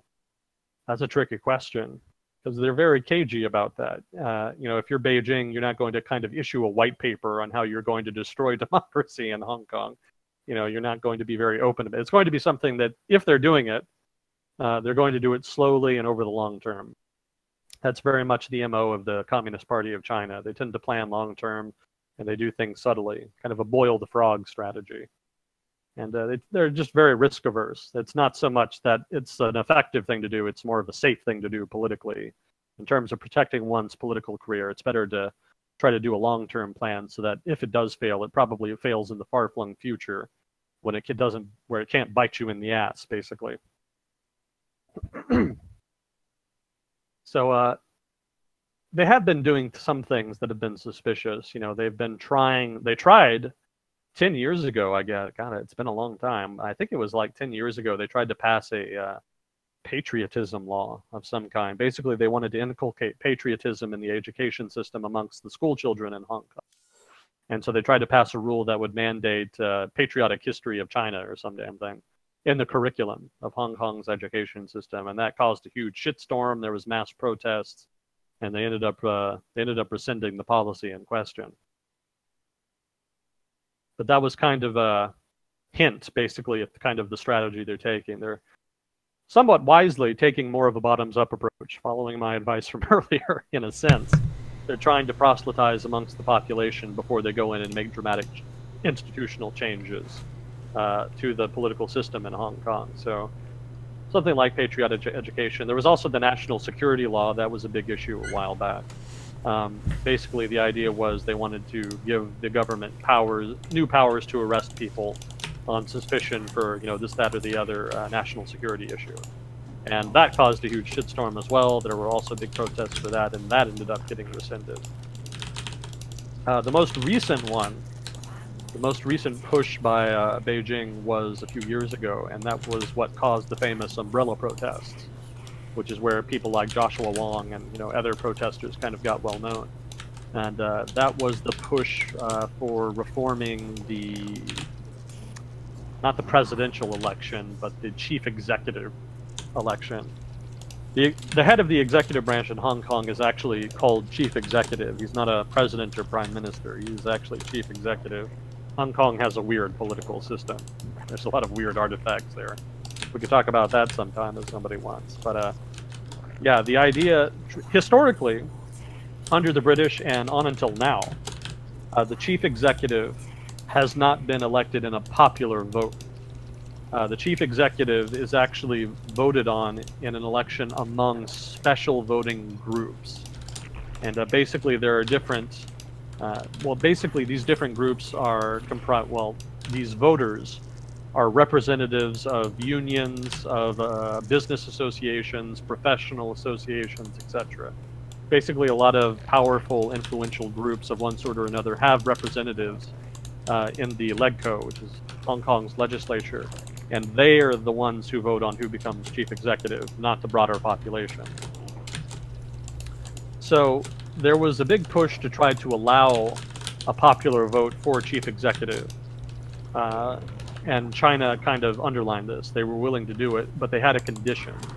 And the condition was that Beijing would vet candidates. In other words, you would not be able to run to be chief executive of Hong Kong if Beijing did not want you to. They would have a de facto veto. if not an explicit legal veto. And democracy reformers in Hong Kong were dead set against that because they saw that as not real democracy. They saw that as fake democracy, basically. You know, they figured that Beijing would only let pro-Beijing candidates run, and that was not acceptable for them. And so there were protests, and people were against it, and they ended up scrapping it. So ironically, pro-democracy protesters in Hong Kong actually shot down a provision that would have given a popular vote for chief executive in Hong Kong, but would have done so with a caveat, hence the opposition. So that was sort of the last big thing that the Beijing government, that China tried to do to kind of incorporate Hong Kong more into the system. But that's all pretty mellow stuff. You know, that's all kind of setting the groundwork basically for something more dramatic they could do later, trying to build local support basically. It hasn't really they haven't been terribly effective at it thus far. But, you know, it's not as though Beijing doesn't have any supporters in Hong Kong. You know, there are people who are pro-party in Hong Kong. And in the long run, it may not even matter one way or the other. Because basically what happened when Hong Kong was a part of Britain, the British Empire, and the Chinese kind of leaned on the British to start negotiating with them for the handover that was technically supposed to happen in 1997. The British got a hold of Hong Kong in the Second Opium War, I want to say. And part of the treaty that was signed leased Hong Kong to the British for like 100 years or something. I don't remember exactly what the term was. But basically, the British never actually owned Hong Kong per se. It was actually only ever really leased to them by the Chinese state. And that lease ran out in 1997. And in the early 80s, the Chinese government was suspicious that maybe the British would try to weasel out of it. And so they started leaning on them to start negotiations so that there could be an agreement in place so that, you know, there wouldn't be any fireworks and the thing would be kind of come off smoothly. So the British were game. They figured that this was just something they had to do. They didn't have the leverage to kind of keep Hong Kong, really. So they made an agreement wherein they got the Chinese government to agree to allow Hong Kong to keep its democratic institutions, well, not keep its democratic institutions, but to keep its form of government, to maintain the then Hong Kong government in place for 50 years after the handover. So nominally, after 50 years, which is, you know, what is that going to be? That's going to be like 2040 something. When that 50 years runs out, the Chinese government will have no compunction or obligation about changing Hong Kong's political system. You know, and really there's no requirement now. I mean, it's basically just a handshake agreement. Okay, we'll keep Hong Kong's government until 2040, whatever. They've kept their word on that thus far, but once that time period runs out, is there really anything anybody could do if they just decided to send the PLA in and just arbitrarily remove Hong Kong's government and install the party in power? There wouldn't really be anything to stop them, and there wouldn't probably be enough opposition in Hong Kong to really make it matter. You know, I doubt they would be like a popular revolt. They might try, but they would just end up getting crushed. Hong Kong isn't nearly as important as it used to be, so I don't think Beijing would have any compunction about cracking down on what is effectively a relatively wealthy provincial city, or what will be, what will be a relatively wealthy provincial city in 2040 when that happens. So in a sense, it almost doesn't matter what the party does if the party's efforts to try to assimilate Hong Kong into China right now and over the past 20 years haven't worked. That almost doesn't matter, because even if it doesn't work, you know, once the clock runs out, once the clock strikes midnight in 2044 or whenever it is, then it's all over. You know, they really don't have it. There's nothing stopping them. There's no reason for them to hold back and continue to allow this kind of thorn in their side to continue to propagate. So so you could argue that they really don't have to do anything. They can just let the PLA deal with it in a couple decades. That's one line of argument. But then you could also argue that it's not really the party's style to be that ham-fisted. They would probably prefer the slow assimilation approach. So in that sense, they may continue to kind of take these efforts like the ones I've described before, and maybe do them smarter such that they actually are able to get passed and kind of make the people of Hong Kong feel more part of the overall Chinese mainland culture, civilization, and maybe inculcate a little more acceptance of party rule of China, if not also in Hong Kong. Anybody's guess. Again, long term is very hard to predict. Who's to say? But for now, Those are sort of the examples I can think of how the Communist Party of China is kind of trying to subvert Hong Kong and change its institutions. I'm sure somebody more familiar with Hong Kong could probably think of more examples. I'm not familiar with the activist movement there, the pro-democracy movement. I'm sure they would, spokesman thereof would probably have many more examples that they could do. Maybe not all of them concrete. You know, activists tend to be suspicious sorts. They tend to see things in their opponents that maybe others don't. But in general, I'm sure that there are at least some major points that I'm missing. This is just my impression. I'm far from a Hong Kong or China expert.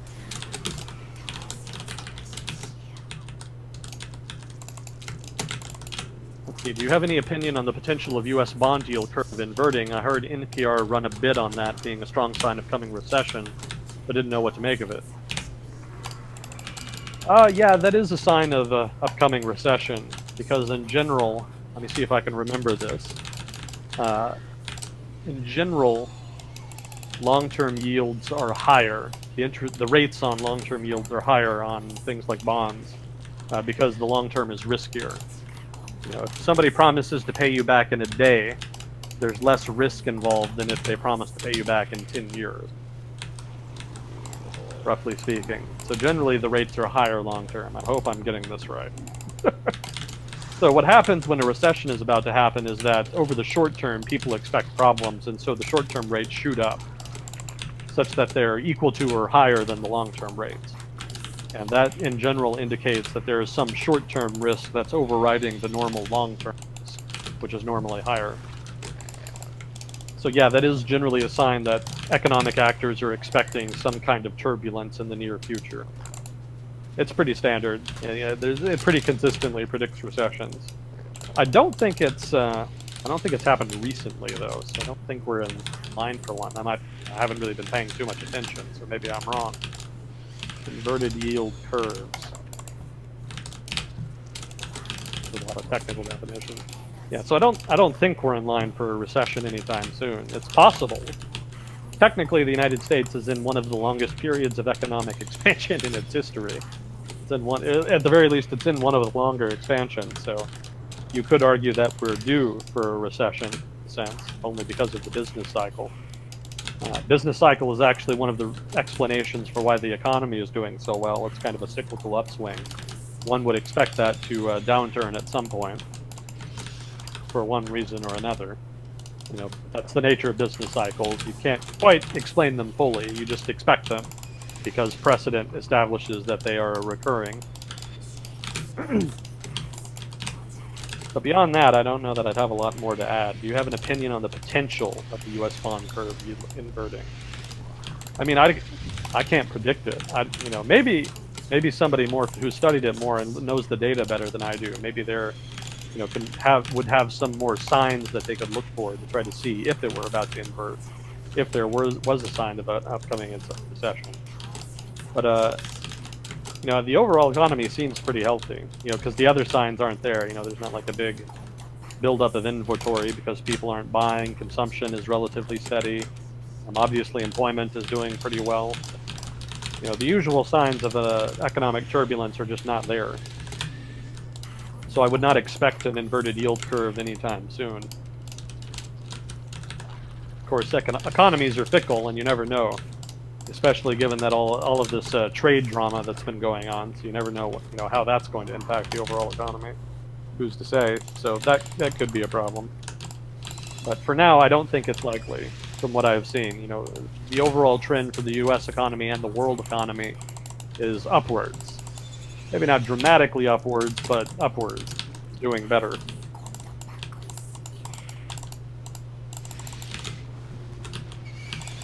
Let's see, have you seen the movie Idiocracy? If so, what are your thoughts, specifically in regard to modern society effectively overbreeding its negative traits, poverty, violence, crime? It's a cute idea, but it doesn't really have merit, I don't think. Because that's always been true.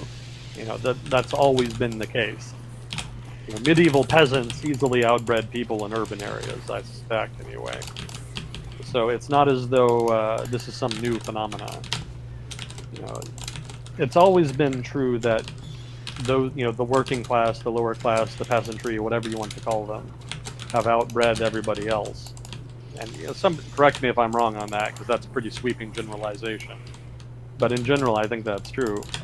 And yet, despite that fact, civilization did emerge, and you did see economic development, industrialization, civilized behavior, etc.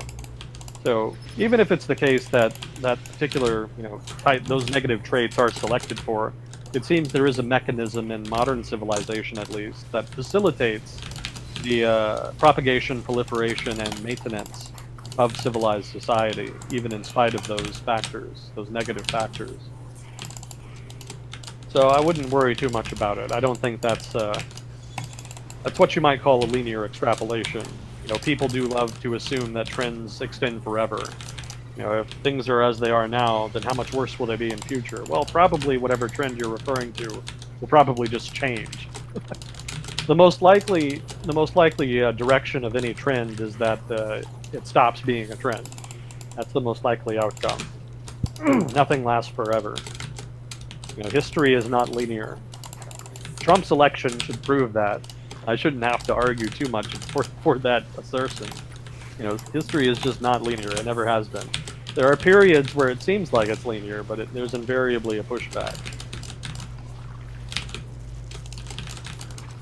Let's see. In a presidential system, the direction set by the executive branch changes abruptly, sometimes jarringly.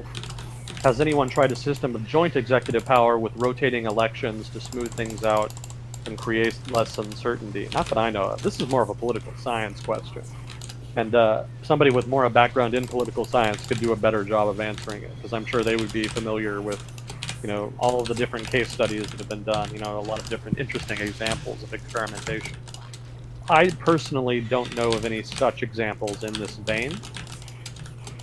The closest I could come is Uruguay, which had a progressive government and a progressive body politic in the early 20th century, and they passed some reforms that created a executive council instead of a presidency.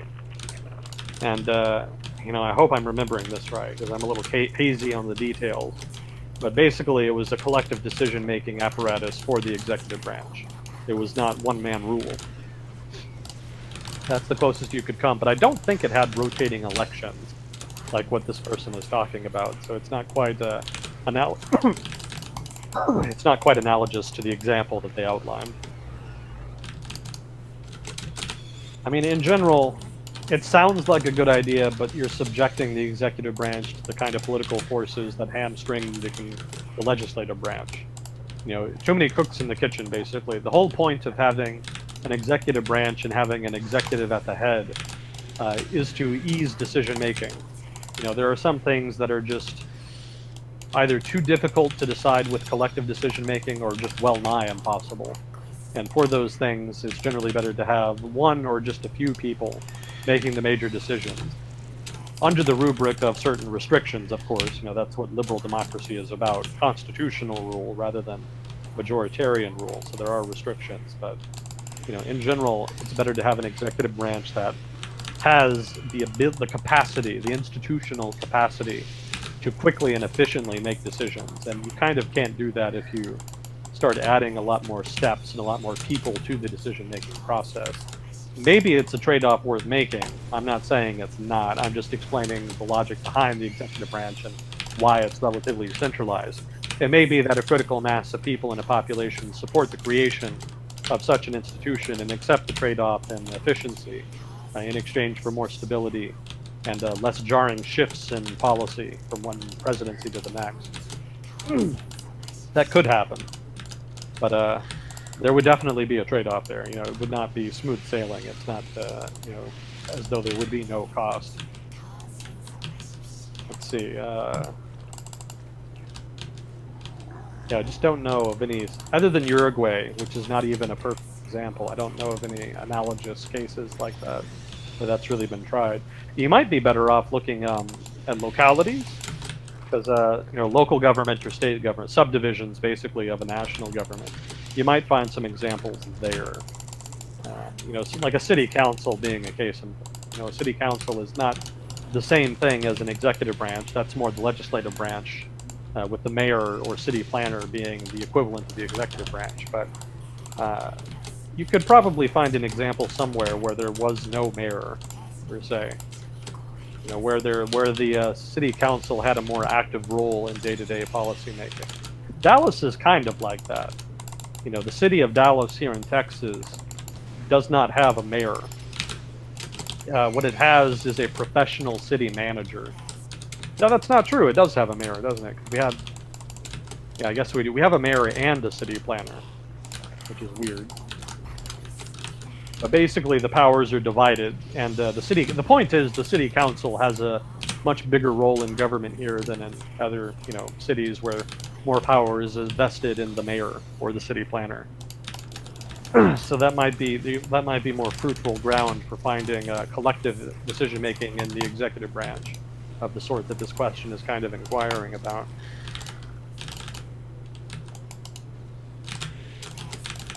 Yeah, there are going to be trade-offs one way or the other, though. That would be the principal block. Anyway, the meandering answer. What problem is UBI meant to solve, and how well do you think it addresses this problem? I don't think it's actually meant to solve any particular problem. I think it's more something that people want. And I think most people who support it because they think that the structure of the economy has changed, or because you know, the nation is wealthy enough, or because it's just something that they think should be a right and, you know, a matter of principle, if you will. So I think there are different people who support it for different reasons, and probably principle or pragmatic reasons are kind of well, that encompasses the whole gamut. Probably principle is the main one, I suspect, but there probably is some pragmatic supporters as well who think that would legitimately solve certain problems, but I don't think there's any one set of problems it would be designed to solve. You could say it's designed to solve poverty, but it would probably be imperfect at that, and that's not really something that comes up a whole lot. You could say that it's designed to deal with structural changes in the economy, you know, helping ease transition from one job to the other. There's also a libertarian argument that it could replace welfare. You could just replace all of the different welfare agencies and just have a basically paycheck that the government sends you instead, and that acts as sort of the replacement for welfare. You know, again, there's a lot of different people who support it for different reasons and want to try to use it to solve different problems. So I don't think there's any one, and it's a mixed bag on those different problems. You know, again, I don't think it would really solve poverty per se. It might mitigate it. It would make, you know, it might reduce the suffering by certain people. But that would largely depend on how you did it, how you used it, what incentives there were, what eligibility requirements there were. I mean, there's a lot of open questions. You know, you'd have to get a lot more specific about what kind of UBI policy you're implementing in order to really judge its impact, and what problems, if any, that it can actually solve. So that's a nice non-answer. It's kind of all over the place. Basically, you know, you can't know until you get into details. It's one of those kinds of policies, and without more details, I would hesitate to commit more. You know, on poverty, I would say it's a mixed bag. I would go as far as that, but beyond that, it would depend on what other effects and other problems it could be used to resolve would depend on implementation. There was also I don't know enough about. There was a point raised earlier today that with electronic transmission of funds, there's also different doors that open for exploiting that process and abusing it for certain people, kind of like tax fraud equivalent. Yeah. So a lot of it depends on the execution, right? Where it's not just choosing the best of all possible systems of government. It also depends on the efficacy with which you execute that plan and refine it over time and kind of regulate how it could be exploited. Exactly. Yeah, it's definitely possible to exploit, and there would be political opposition on account. And if it were implemented badly, you know, you could see a lot of money wasted, people not getting the money when they should, people getting the money when they shouldn't. You know, there's all kinds of potential issues there if the institution is badly designed. If it's badly designed, it's not going to solve anything. might solve some of the money problems of lazy people, or otherwise undeserving people, however you want to designate them. On the other hand, if it's well designed, it could solve a lot of problems, for a lot of different people and in a lot of regards.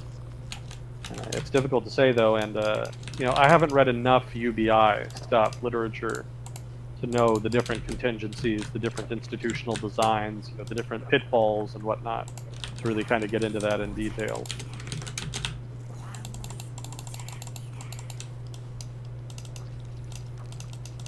What are your views on the hydropolitics of Central Asia? Ooh, fancy.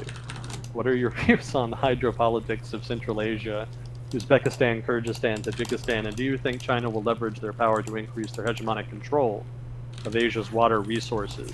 Do you think this will affect Russia's Eurasian Economic Union? Hydropolitics of Central Asia. I don't think China has a lot of potential there, because most of the waters that flow through Central Asia do not have their headwater. Most of the rivers, rather, I should say, in Central Asia do not have their headwaters in China, nor do those rivers flow through China. I think that's the case, because the Abu Darya and the other major river, the Oxus something or other, basically those two major rivers that feed into what used to be the Aral Sea, neither of those flows through any Chinese territory. So I don't think they're in a position to exercise control to limit water supplies in Central Asia in a way that would give them political power. I don't think the geography allows that. As far as I know, feel free to correct me if I'm wrong on that. But I don't think that China can really do that. I think they would need water to flow through their territory.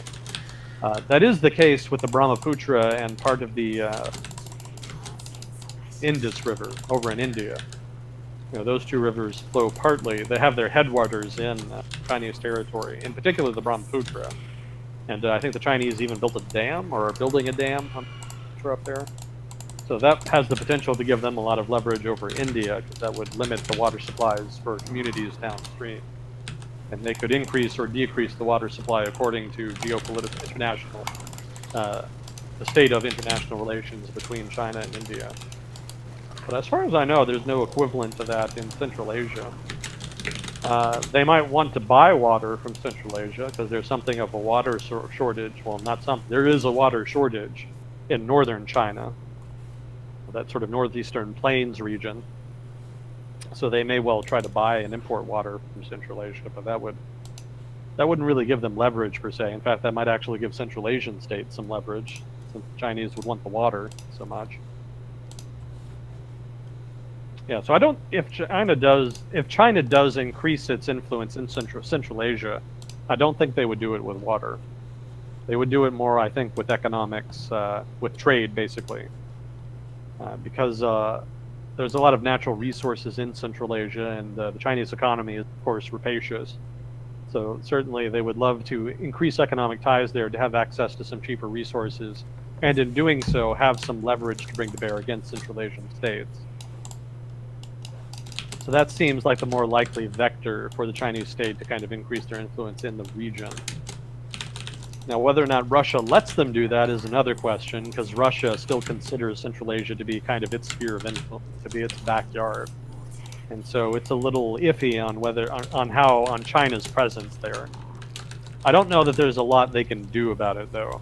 I mean, they can use ties with corrupt governments to try to steer them away from ties with China, but I think the money is just too good, really. I mean, if not now, then in the future, the Chinese are just going to be able to buy them off. There's so much potential in Chinese investment in Central Asia, and it just dwarfs anything that Russian investment can bring to bear. I'd have to think that by sheer weight of economic gravity, that China will eventually have the greater influence in the region. Right now, Russia maintains stronger security ties, and it has relatively strong economic ties by way of migrant labor. There's a whole bunch of people in Central Asia who actually migrate to Russia for work, big cities like Moscow and whatnot.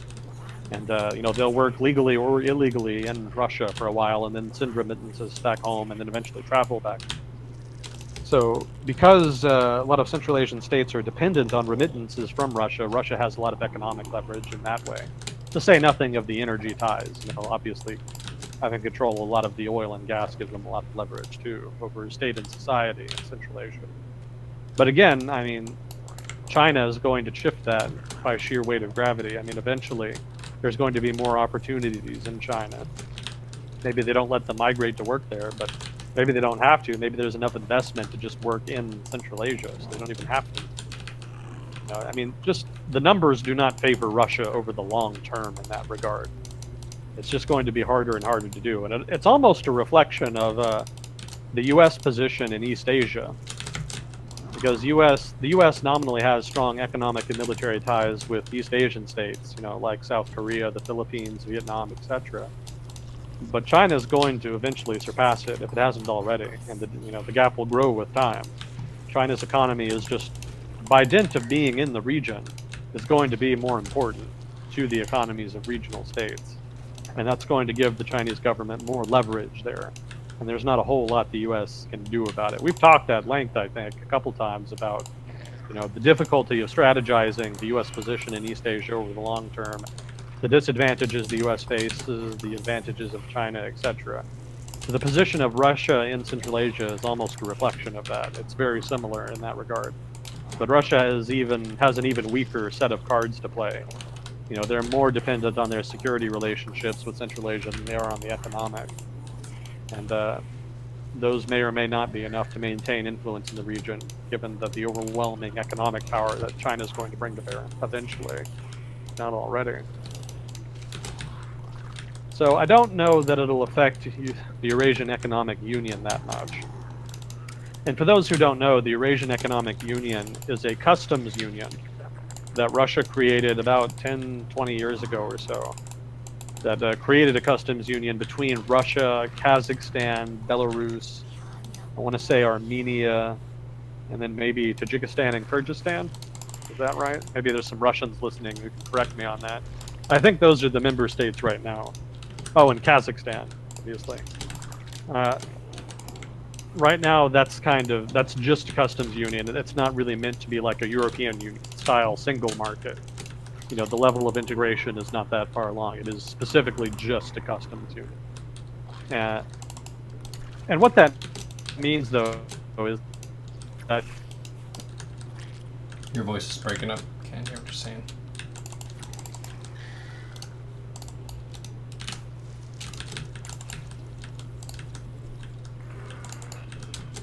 I'm sorry.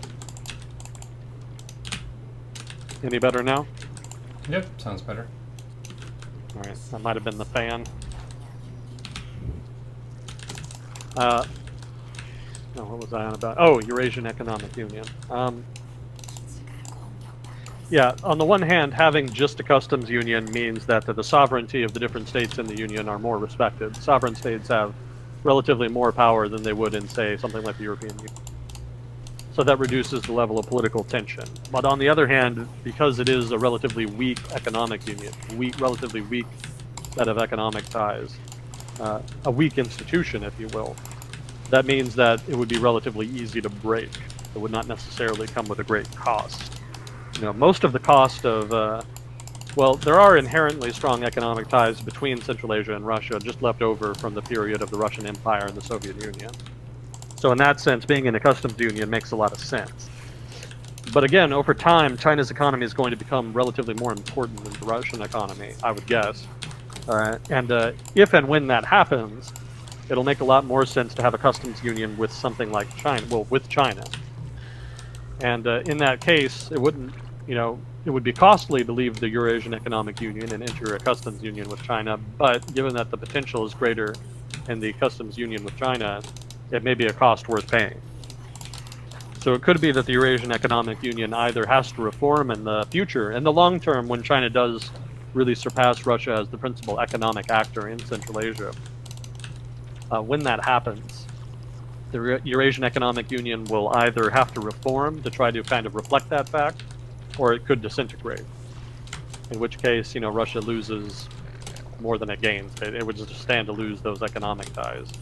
Wouldn't necessarily be that damaging for the Russian economy since it's so much bigger, but it would limit the Russian government's options, since a lot of the resources that the Russian government benefits from actually come from countries outside Russia. So, for example, Russia actually, this is kind of old information, so it might not still be true. I think it's from 10 years ago.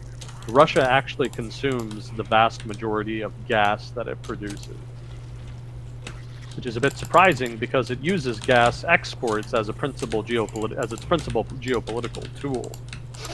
So then, if it's consuming most of the gas that it produces, where are these gas exports coming from? And the answer is that it's coming from Kazakhstan and/or the Caspian Sea. And that gas gets exported from Kazakhstan into Russia, and then from Russia into Europe. And the thing is, it's owned mostly by Gazprom, which is the famous Russian conglomerate with very close ties with the Russian government. And as a result, it's effectively Russian gas. The Russian control over that gas is not absolute, but very strong. Now, that could change in future. If there is a strong enough temptation, strong enough pull from China, and a willingness to take the risk of breaking with Russia on the part of Central Asian government, Russia could well lose its influence there, and something like the Eurasian Economic Union could become an artifact. It could become basically obsolete. But we'll see.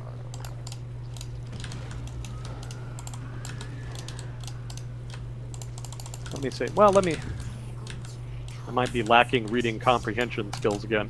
Do you think China will leverage their power to increase their hegemonic controls of Asia's water resources? Okay. So will they go out of their way to try to control the water? Maybe. I doubt it, though, because they have a lot of water in China that they could go for. That's one of the reasons that the party doesn't want to give up Tibet, because there's a lot of fresh water in Tibet that can be used to, that can be transported out to a dry place like northern China. And again, it also gives them a geopolitical tool that they can kind of use against India, because the Brahmaputra has its headwaters there in Tibet. So they'll probably focus on that first. If that's not enough, maybe then they'll go out of their way to start taking, trying to gain control of water resources in other countries in Asia. But they would have to go out of their way to do it, and the Communist Party of China being risk-averse in their international relations, they're probably not going to do it unless they feel that they don't have a choice.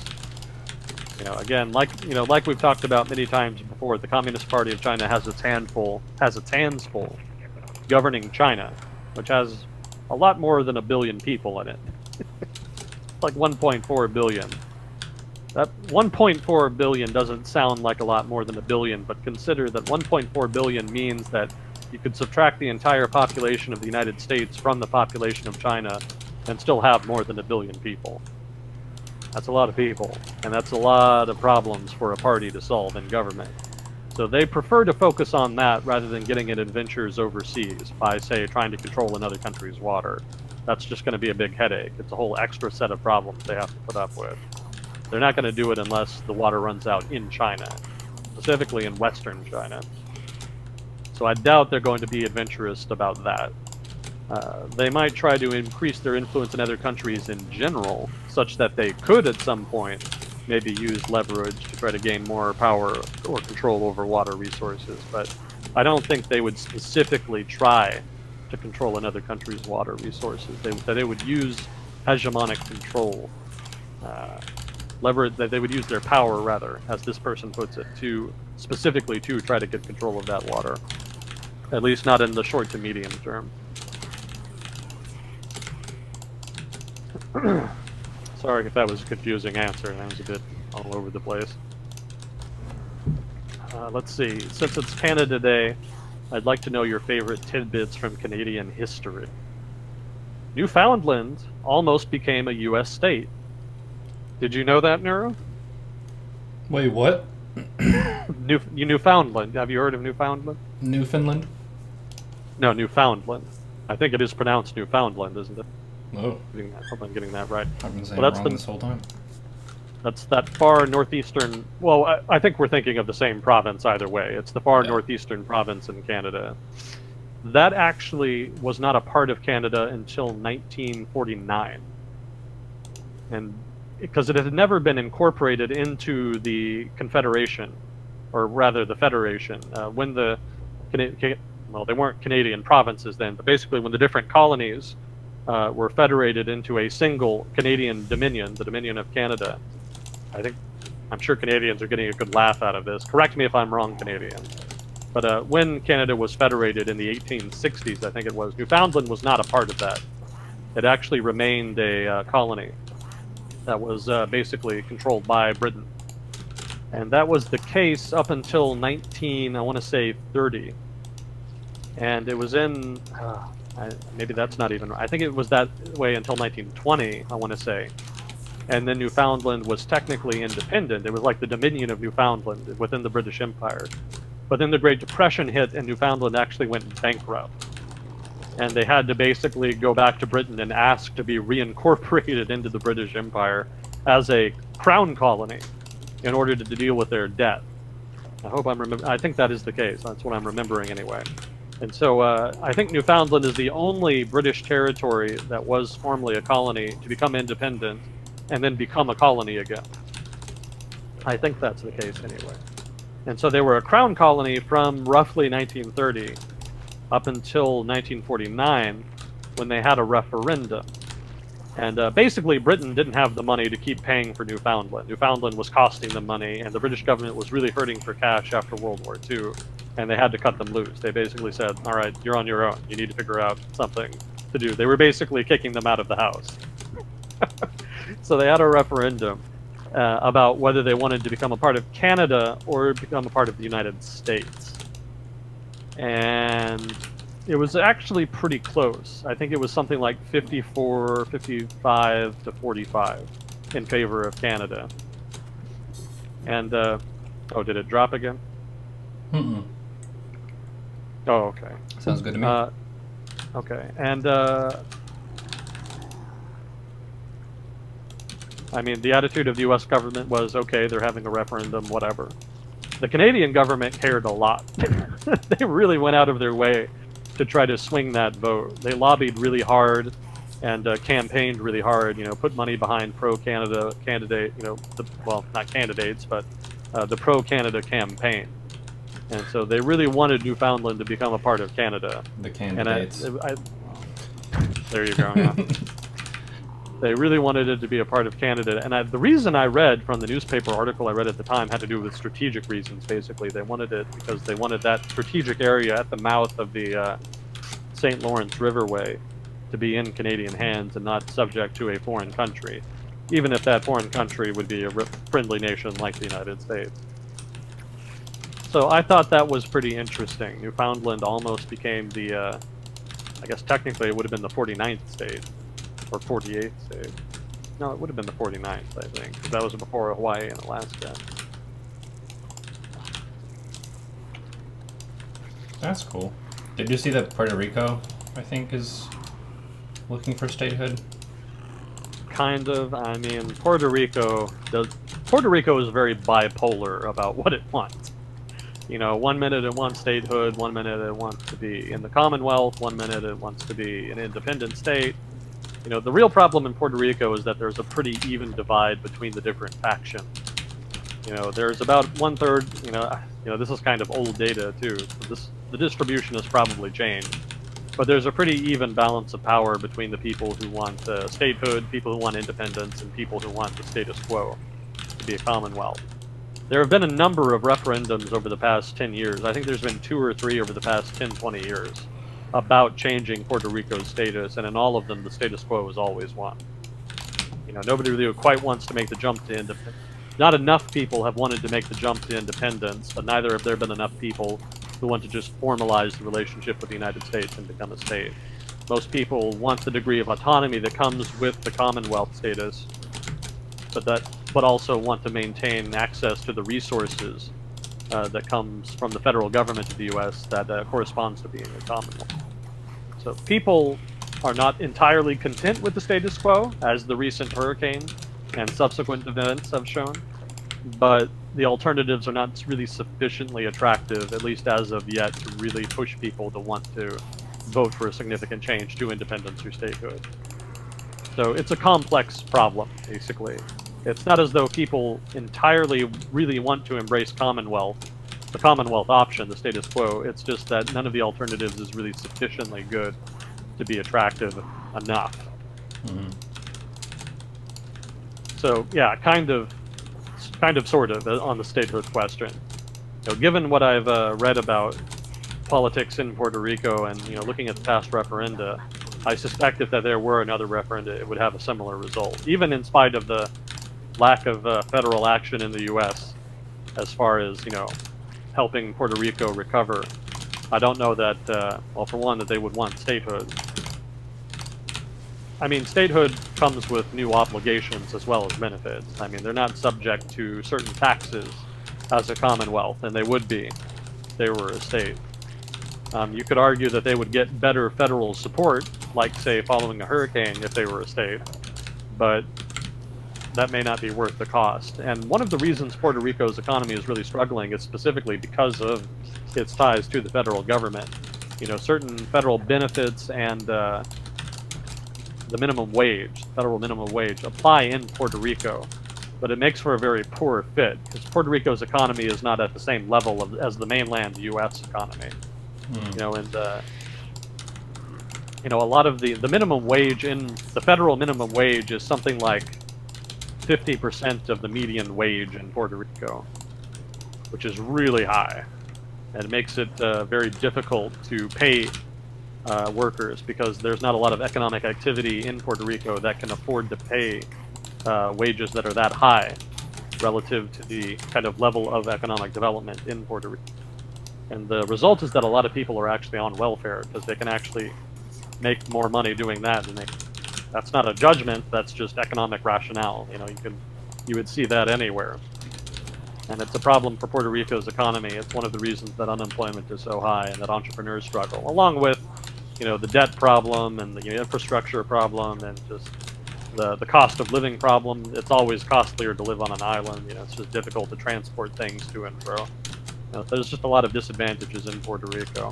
And statehood would not really solve those problems. Those are structural economic problems that are ingrained in the Puerto Rican economy. So statehood or independence doesn't change any of that. With the Commonwealth, you get some federal support, but you don't get a lot of the costs that comes with being a state, and that's been enough to make people satisfied. People don't want to pay the cost of statehood, but neither do they want to lose the support like they would with independence. Probably sound like a broken record at this point, so I'll cut my losses. But basically, that's my impression of it anyway. Yeah, the U.S. actually has a number of territories still. Guam, Northern Mariana Islands. A lot of people forget about American Samoa. They're still out there. It's actually got enough people to apply for statehood, but I don't think they will. They're not even technically an incorporated territory, which is bizarre. There's like two different types of territories. Incorporated and incorporated, which is the difference between basically states and territories. And then there's another category that I can't quite remember off the top of my head. But basically, it's the difference between a populated territory and an empty territory. So a lot of islands in the Pacific the U.S. owns, like Wake Island, Howland Island, etc. Those are basically islands without population, and they're designated as such. Islands like Samoa, well, not like Samoa, but Northern Mariana Islands, Guam, etc. Those are territories, but they're I think organized is the term. Those are all organized territories. Now, technically, Samoa is populated, so it should be organized, but legally it's actually recognized as an unorganized territory. So that's a weird artifact of history that hasn't actually been fixed yet. I mean, there's about 60,000 people there, and I think that is the minimum threshold to apply for statehood, so clearly it is organized, but a little legal trivia for you. Technically, Samoa is legally recognized as not being an organized territory. Don't know enough about it to know why, though. Let's see, what are some other... On Canada, I don't know that I can think of too much else. Canadians are pretty well-behaved people, and their history reflects it. They generally don't get in too much shenanigans, historically speaking.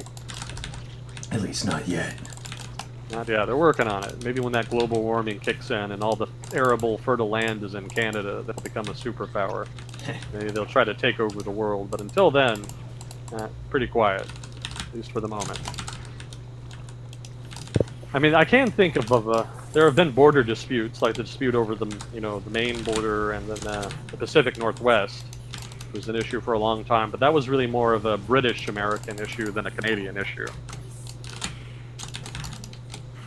I could talk about the NHL at length, but that would probably be boring for a lot of people. Yeah, hockey facts. Yeah, hockey facts. Yeah, I don't think Quebec is going to get their new hockey team, so that's bad news for them in Canada. Sorry. Just not really a big enough market, I think. We can talk about markets more and hockey if somebody wants. I don't think anybody will, but I think that's on the getting table. A hockey team, right? Yeah, they're pushing hard. You know, they upgraded their arena. There's an ownership group in place, so it's looking pretty likely that the NHL will give them their token expansion team. I was surprised that they didn't give it to them in the last expansion round. I think, though, that the last expansion round was really just about giving Las Vegas a hockey team, which is still really bizarre to me. Yeah, but they got, what, to the Stanley Cup Finals? Yeah, they did. Which was even weirder. Everything about that team is weird. Hockey in the desert, hockey in Las Vegas, I don't even know. Making it the Cup Final in the first year of existence, it's just absolutely bizarre. It's everything you need for a Disney movie. Yeah, it is. I bet Disney wished that the Anaheim Mighty Ducks had ended up like that. Yeah. Didn't. Mostly they were just god-awful for 10 years. Didn't make much money. By the time they got competitive, Disney lost interest and they sold the team and they finally changed the damn name. Which really was the only thing holding them back, because as soon as they changed the name, they won the cup. What are they called now? Anaheim Ducks. It wasn't a big change. Oh. But it was an important change, because I don't think anybody would have liked Mighty Ducks being engraved on the Stanley Cup. That just would have been embarrassing for everybody. Yeah. Anyway. That's probably extremely offensive to fans of the Anaheim Ducks. I'm sorry if that's the case, but I mean, when your logo is a cartoon, you should really expect the worst. That's not my fault. Anyway, let's see. What are your top three? Hockey intermission. Brief hockey intermission for you Canadians listening. What are your top three books? I don't really. Yeah, we've talked a bit about this before. I'm not like a really prolific reader of literature. You know, I've read mostly academic stuff over the past 10 years. I haven't been reading a whole lot of that lately. I have read most of the stuff I have read and have liked has been nonfiction. So I would highly recommend David Hackworth's. What was it? About Face. It's a book called About Face, and it was written by David Hackworth, who was, I think, the most decorated soldier in the Army's history at the time the book was written, and maybe still is. And he was highly respected as a soldier. He was very good. He joined the Army at the tail end of World War II when he was 14, I think. He was one of those kids that lied about his age. And so he served briefly, I think, in northern Italy in like 1945, and then he stayed on in the Army and fought in Korea, and then he stayed on after that and fought in Vietnam. And so his book is really fascinating because it kind of describes this period between the time that the United States Army scaled up for World War II and the time that it became institutionalized. You know, the institutionalization of the U.S. military happened after World War II in response to a perceived need to maintain a standing army because of the Cold War. Normally, after a big war, historically speaking, the United States kind of disarms. It shrinks its military substantially to peacetime levels. But because of the Cold War, the United States didn't really do that. It actually kind of did do it after World War II, but when Korea broke out, it immediately scaled back up, and it was at that point that the U.S. military started institutionalizing itself and kind of starting to kind of pave the way for a long-term, large-sized military. And that was new. They hadn't really done that before. They were used to disarming after a major conflict, scaling up quickly and then disarming basically was the pattern. And so creating a standing professional army was kind of new to U.S. history. And David Hackworth talks about that and a lot of the problems and how those problems interacted with the performance of the U.S. military in Korea and Vietnam, especially Vietnam. He had a lot of things to say about Vietnam, not many of them very good. So it's really fascinating to see a really patriotic guy. You know, he loved his country. He was definitely a conservative, patriotic guy, but he had a lot of issues with the Department of Defense and with the U.S. military as an institution. And he had an insider's look at that, and so it's really interesting to see that perspective, to read critiques that are very well informed and predicated on experience and expertise. Also, he had a lot to say just about war in general. You know, he was a veteran, he fought in a lot of wars, he had a lot of experience, so he had a lot of interesting insights into the nature of war and what it's like and the experience, etc. So I think it's an all-around a very informative book. You know, you'll learn a lot about institutions and war, etc., reading it. So I would highly recommend that for anybody interested in that particular subject matter. Let me see if I can think of two more. I think I talked before about the Forever War. That was a good science fiction book. Barbara Tuchman. Barbara Tuchman was an author in the 60s, who wrote a book called, oh hell, what was it? Stilwell's War. I think that's what it was called. I might be getting it wrong. She was a famous author at the time, so if you look her up, you'll find like a Wikipedia page or something, and it'll have like a list of books she wrote. And it's the one about Stilwell, General Stilwell. And that book is about the experience of the American General Stilwell in China. Stilwell was the guy in charge of U.S. military operations in China and what was called the CBI Theater, the China-Burma-India Theater of Operations in World War II. And it's a really fascinating look at the war in China from the American perspective. And, you know, the war in China doesn't get a lot of attention in general amongst World War II historians because, you know, it's just, there's not a lot of information, there's not a lot of archival documentation that comes out of China. Even if there were, a lot of people don't speak Chinese, so it's kind of really hard to kind of even interpret what there is. So it's always kind of been a black hole in the history there. So it was really interesting to kind of see a unique perspective, to see that side of the conflict portrayed in relative depth, at least from the perspective of the Americans that were in the theater. And I would highly recommend that to kind of learn about China, Chinese culture, Chinese institutions, Chinese history in the mid-20th century, and also World War II in China and East Asia in general, not also Southeast Asia. And a lot of fascinating information there. I might even do a podcast at some point that kind of incorporates some of it in there. Yeah, definitely a rare look at it.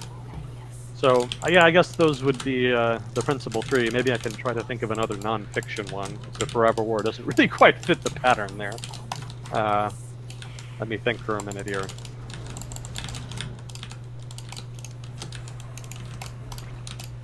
Ooh, nothing's really coming. Oh, Winston Churchill wrote a series of books on...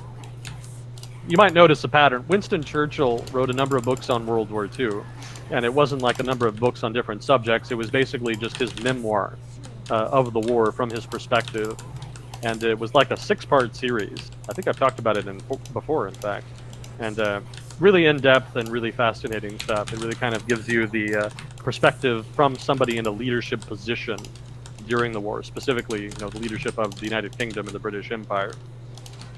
And so it's a different perspective. You know, it's not arrows on a map and, you know, objectives and that kind of thing. It is really more a look at the political side of it, the economic side of it, the planning side of it, the logistics side of it. You know, a lot of different elements of the war that don't necessarily get a lot of play, but were really important. You'll get a lot more attention in Winston Churchill's books. So also, he's a really good writer. It's fun to read him. You know, he wrote very well, and it's fun to read. I think he even won a Nobel Prize for it at one point, if I'm remembering correctly. He won a Nobel Prize for something, I think. I don't quite remember what it was. I think it was writing. But anyway, those would be my big three, I guess. David Hackworth's About Face, Winston Churchill's World War II series, and the other one I named, Barbara Tuchman's Stilwell's War. I think it still was, where I might have the title wrong. Yeah, as a leader and kind of public figure, he was known for his wit, if anyone's not aware of kind of the way that he responds to situations. Usually he's aware of the expectations, socially speaking, of what you should say here and there, and that, I think, is where you get a lot of really bland politicians, where they just kind of go through the motions, they fit in their role very nicely, and they don't do anything unexpected. And he was kind of contrarian in making some of his own waves and representing his own personality and messing with people in some pretty funny ways, while also having more of that serious side as well. Yeah, he was definitely a bit eccentric, which is one of the reasons it's a bit wild that he became prime minister. I don't know that there would have been any other circumstance than the potential onset of Nazi dominion, Nazi hegemony over the world that would have facilitated his rise to power, his rise to the prime minister's office. He was seen as just a little too bombastic, just a little too strong a personality. Mm-hmm. But, desperate times and whatnot, and that was definitely a desperate measure, and it was one that paid off. He was an effective leader in that role, in that context. Yeah, I think there was one incident when he was kind of courting FDR. He always tried to appeal to FDR on a personal level in order to try to kind of get his support in the war. And, FDR was sympathetic, but Churchill didn't want to take any chances. So he was always very diplomatic, very friendly, very affable. And I think this happened during a visit to Washington. Winston Churchill was visiting. And then I think they walked in on him naked in a bathroom or something. They saw him naked, basically, was the crux of it. And his response was basically, "You see, I have nothing to hide from the President of the United States." It was something cute like that. I might be getting the exact quote wrong, but something to that effect. That was the anecdote anyway, the gist of it. Yeah, you definitely had a sense of humor. It was one of the charming things about him. Probably doesn't mean much if you're a starving Bangladeshi. He gets a lot of shit on that, from historically speaking, because of the famine in Bangladesh that he supposedly made worse by diverting food to the front, basically. Mm-hmm. Etc. So it's a mixed bag on Churchill. It's not a stretch to say he was a colorful figure, but he definitely had some black marks against him. Yeah. Not enough to really knock him off the perch. I still think he's a pretty good leader. Nobody's perfect, especially given the context of the times. But yeah, there is that side of it. Yeah, he's very forward and aggressive, which, like you're saying, with the war and whatnot, that made sense. Mm-hmm. So he sort of fit nicely into that theater as it was developing, but in a more peaceful time he would probably seem rather out of place. Yeah, to put it mildly. Yeah, he was definitely generally an outsider for a long time, especially in the 30s. But he came rip-roaring back. He was nothing if not stubborn, and when the circumstances arose, he was ready. Let's see, what are your thoughts on... Oh, wait. Do you think Article 13 will pass through the European Union? Some say it's taxation as censorship. Which one was Article 13? Because there's been two major, basically attacks almost on the internet legislatively in the European Union recently. And I think the first one was the GPDR, which was the privacy law, basically. So the more recent one, and I think this is the Article 13 he's referencing. Let me see if I can remember. That was the illegal meme law. That was the copyright reform that they're trying to pass. That's going to make it. That's going to basically require websites where users can post content to have a censorship regime, where they have to have software that reviews everything that's posted to ensure none of it violates copyright. And that obviously will create a big burden on websites, to the benefit of large businesses, to the detriment of people trying to get into the business, creating a barrier to entry into the market, basically. I think we talked a little bit about this last time, or maybe a couple weeks ago. I don't quite remember. Yeah, I think it was session before last. Yeah. Do I think it will pass? Probably. Because I know business is very much for it. Well, big business, especially intellectual property-based business like the movie, the entertainment industry, the telecommunications industry, etc. They're quite content to have this kind of institution online, since they've never liked the freewheeling Wild West internet that we've all come to grow and love. Yeah, I don't... It'll probably pass because it has institutional support. You know, the states and the big businesses are behind it. There might be sufficient opposition to stop it, or maybe repeal it later, but it's going to be an uphill battle, given that you're up against some pretty powerful political players. So, you know, if you're really against it, you're going to have to make a lot of noise. This isn't going to go away by itself. Let's see, taxation as censorship. Yeah, it is kind of like that. It is a de facto tax in the sense that you're making firms incur a cost that they would not have to incur otherwise. You know, there's no revenue generated for the state, but it is a cost that is being mandated by the state. So in that sense, it's like a tax. And it will lead to relatively more censorship. You could say that it's a stretch, you know, to say that it's going to be outright censorship. It's not necessarily the case that if you do have software that makes sure that no copyrighted material is being posted, that that's going to be abused such that you can't post hardly anything without violating quote-unquote copyrighted material. But it is possible, hence the nervousness on the part of the, I don't know what you would call them, the pro-free internet crowd, you know, whatever perspective you want to call that. The pirates. The pirates. That's probably pretty accurate, actually. Yeah, just call them pirates. I'm sure the entertainment industry would be pleased with that label. Yeah, we have our own dynamic. I don't know if I mentioned it last week, but there were a little bit more than a dozen streamers who got a one-day temporary ban for just playing music on their stream while they were playing games. So it was a particular record label that wanted to take some action, and that action, I believe, is something that they can do without interfacing with the employees of Twitch directly. It's kind of a piece of the framework where if a claimant makes the claim in the proper fashion and represents that they do own the content, then the action is taken before the company Twitch really has a say. And it only happened to a few streamers, and it was for one record label, but it kind of indicates that there are a lot of grumpy bears out there who don't want it to be as open as it is right now, and they want to get more of their fair share. But the thing that seems silly to content creators like myself is it's like, who is actually going to be listening to a Kendrick Lamar album from a stream recording of me with all the bug sounds of the Zerg and stuff? Like, that's not like I'm competing with him or stealing his album sales by playing a Kendrick Lamar album. Yeah. Well, if I were a lawyer for them, you could make the argument that your brand is being improved by either the association with the music in question, or that the quality of your brand is being improved by the music in question. You know, normally movies that want music have to pay for it, put it in.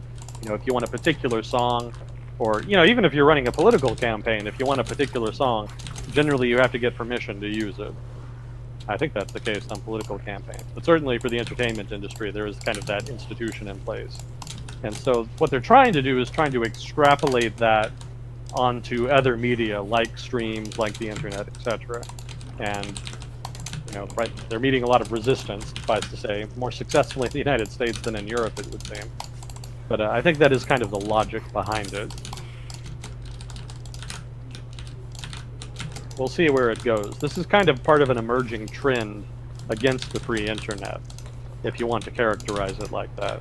You know, we kind of saw that before with the sex trafficking law, FOSTA. We talked at length about that before. I'm sure you remember that. So there was that. There was the net neutrality ruling at the FCC. There was the government's case failed attempt to stop the merger between Time Warner and AT&T. Wait, was it is that right? Was it Time Warner and AT&T? It's Time Warner and somebody. Yeah, Time Warner and somebody. The government tried to stop that, didn't succeed, so that's going to give a lot of market share to them. We talked about that last week. So, and then of course the European Union in particular with the GDPR and with this new Article 13 legislation also going all out. And that's to say nothing of all the attempts by China and Russia, specifically China, to try to innovate new ways to restrict freedom of movement, if you like, call it freedom of digital movement, if you will, on the internet. So perilous times for the internet and its people. Its sad, fat, nerdy people. Going to have to be on guard. Well, sometimes you gotta call a spade a spade. Not everybody lives on the internet, right? I mean, there is internet culture, but most people don't really partake of that, right? That's a very particular subset of the population that really lives online and embraces that culture. And those are the people who are kind of most threatened by all of this. You know, if most of your internet access comes through something like, say, your phone and through social media, you probably don't really partake in the wider culture on like Reddit or Wikipedia or, you know, some of those sort of direct democracy participatory types of internet media. You know, it's probably more Facebook, Instagram, that kind of thing. You know, I think one of the things you'll see emerging in the future is the emergence of different cultures on the internet. It used to be really very IT-centric, very nerd-centric culture, like back in the 90s. And then it kind of evolved to encompass more and more of the broader population. And you started seeing more and more subset.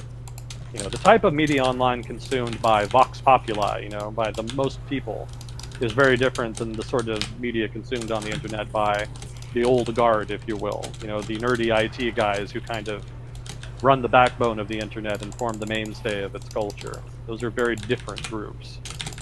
And I don't know that the former, the larger body of people, really cares that much about it, about internet freedom per se. That's more of a niche issue for them. That ties into other things they care more about.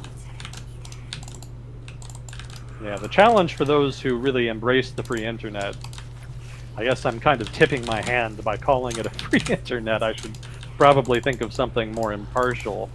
But for those who are against these kinds of changes, the challenge for them is trying to kind of mobilize the broader public on their side, try to show them that it does matter to them, and to try to build a successful political coalition that can resist these forces of change and try to create a new status quo that is manageable, that addresses some of the concerns of the old entertainment industry, while at the same time maintaining the environment of the internet as it is, with all of its strength. I kind of trended more into an editorial than an answer, so maybe not quite the answer this person was looking for. But yeah, those are kind of my impressions of Article 13. And yeah, I think you could say it's taxation as censorship to a degree. Let's see, what are your thoughts about including online gaming, i.e. video games, disorder to the International Classification of Diseases? I actually posted an article about this on my Twitter feed. Also, I have a Twitter feed, so if anybody's interested, check it out. Little plug there. Yeah, I posted an article on there, and I think that pretty much sums up my... In fact, my views are basically based on that article. I didn't know a whole lot about it before. And the gist of the article is that it's kind of more of a moral panic than it is actually a substantive disease, than it is a substantive scientific conclusion that this is a problem. You know, basically there was a sense that this might be a disorder, might be a kind of mental disease, and that they just kind of jumped the gun basically before the science could really prove it.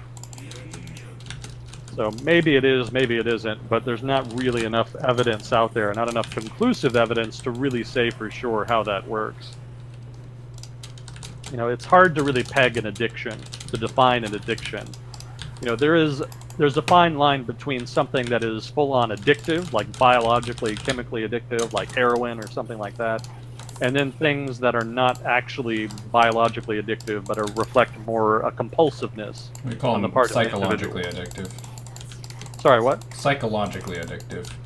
There you go, psychologically addictive. There's a fine line between them, but there is an important difference. And with one, it's more about, you know, compulsiveness of a given individual, and with the other, it's, you know, there's not a whole lot you can do about it. You know, you're just naturally addicted to the thing that is inherently addicting. So in that sense, this adding video game addiction, if you want to call it that, for lack of a better phrase, that was not so much a scientific outcome, so much as more a subjective assessment. Just roughly, we're, you know, just roughly, we're going to just decide that this is an addiction and kind of add it to our pantheon of problems. But there's been a lot of criticism generated of that decision, and it may or may not stick over the long term, depending on what the data says. I don't think it's really a substantive, meaningful ruling, a meaningful change. I mean, individual countries already have different perspectives on it, and their policies reflect those perspectives. They're not really waiting with bated breath to see what the UN thinks about adding, you know, video game addiction to its pantheon of addictions. You know, China and South Korea already have restrictions on how long you can game online consecutively, if I'm remembering correctly. So, you know, they're not waiting around. They're already taking direct action on it down. And, you know, even if it were an addictive thing, even if there were like an actual issue there, I don't know that places like the United States would really act on it, just because there's a lot of opposition to that level of government intrusiveness. You know, it took decades just to get the government to do something about cigarettes. I doubt you're going to be much more successful with regard to video games. One thing that's kind of worth noting too is how video games are getting more and more effective at pressing our natural mental reward, and how there's a point where, think of it as a meme that was so dank that you couldn't help but browse it constantly. It seems like a joke, but like the way it's a good analogy, but that tickled me. Go on. But it kind of involves some kind of dialogue in terms of how should an adult who is responsible manage the desire to browse that meme.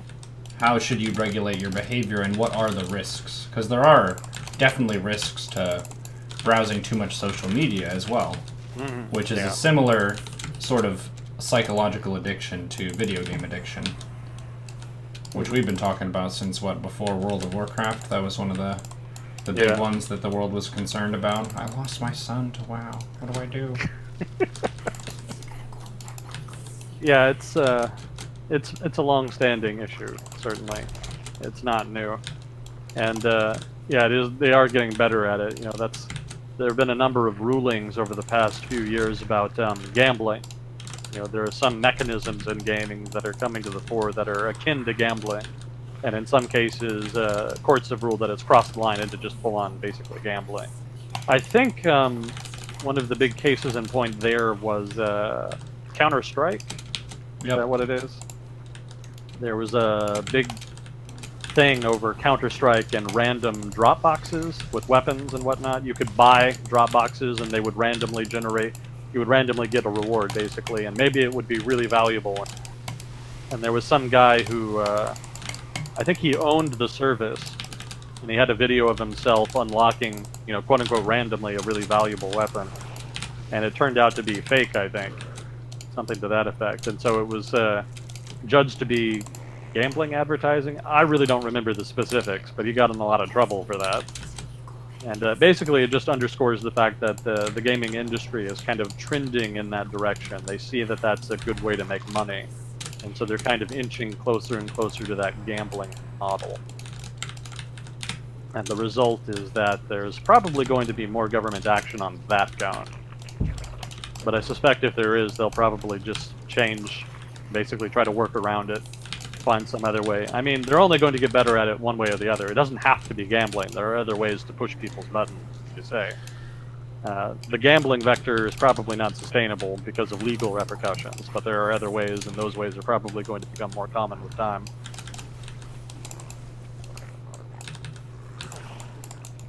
Let's see. In the Kashmir disputed region, a holdover from British... Oh, is the Kashmir disputed region a holdover from British rule, or is it a newer dispute between India, Pakistan, and China? How likely are they to escalate the situation? Yeah, that's new. We've actually... I think we talked about that last year. It was one of the early episodes that we kind of went over that. I mean, it was a year ago, so maybe I can't really say go back and watch it. So, I don't know. Maybe I'll give some. I'll meet you in the middle. I'll give you something more than a brief review, but something less than a full review. But basically, Kashmir was what was called a princely state. It was one of the states of British India that was ruled by a native Indian royal family. They were allowed to rule autonomously, They were subject to heavy influence from British advisors. I think they had a technical name for them. I don't quite remember what it was. I think residents.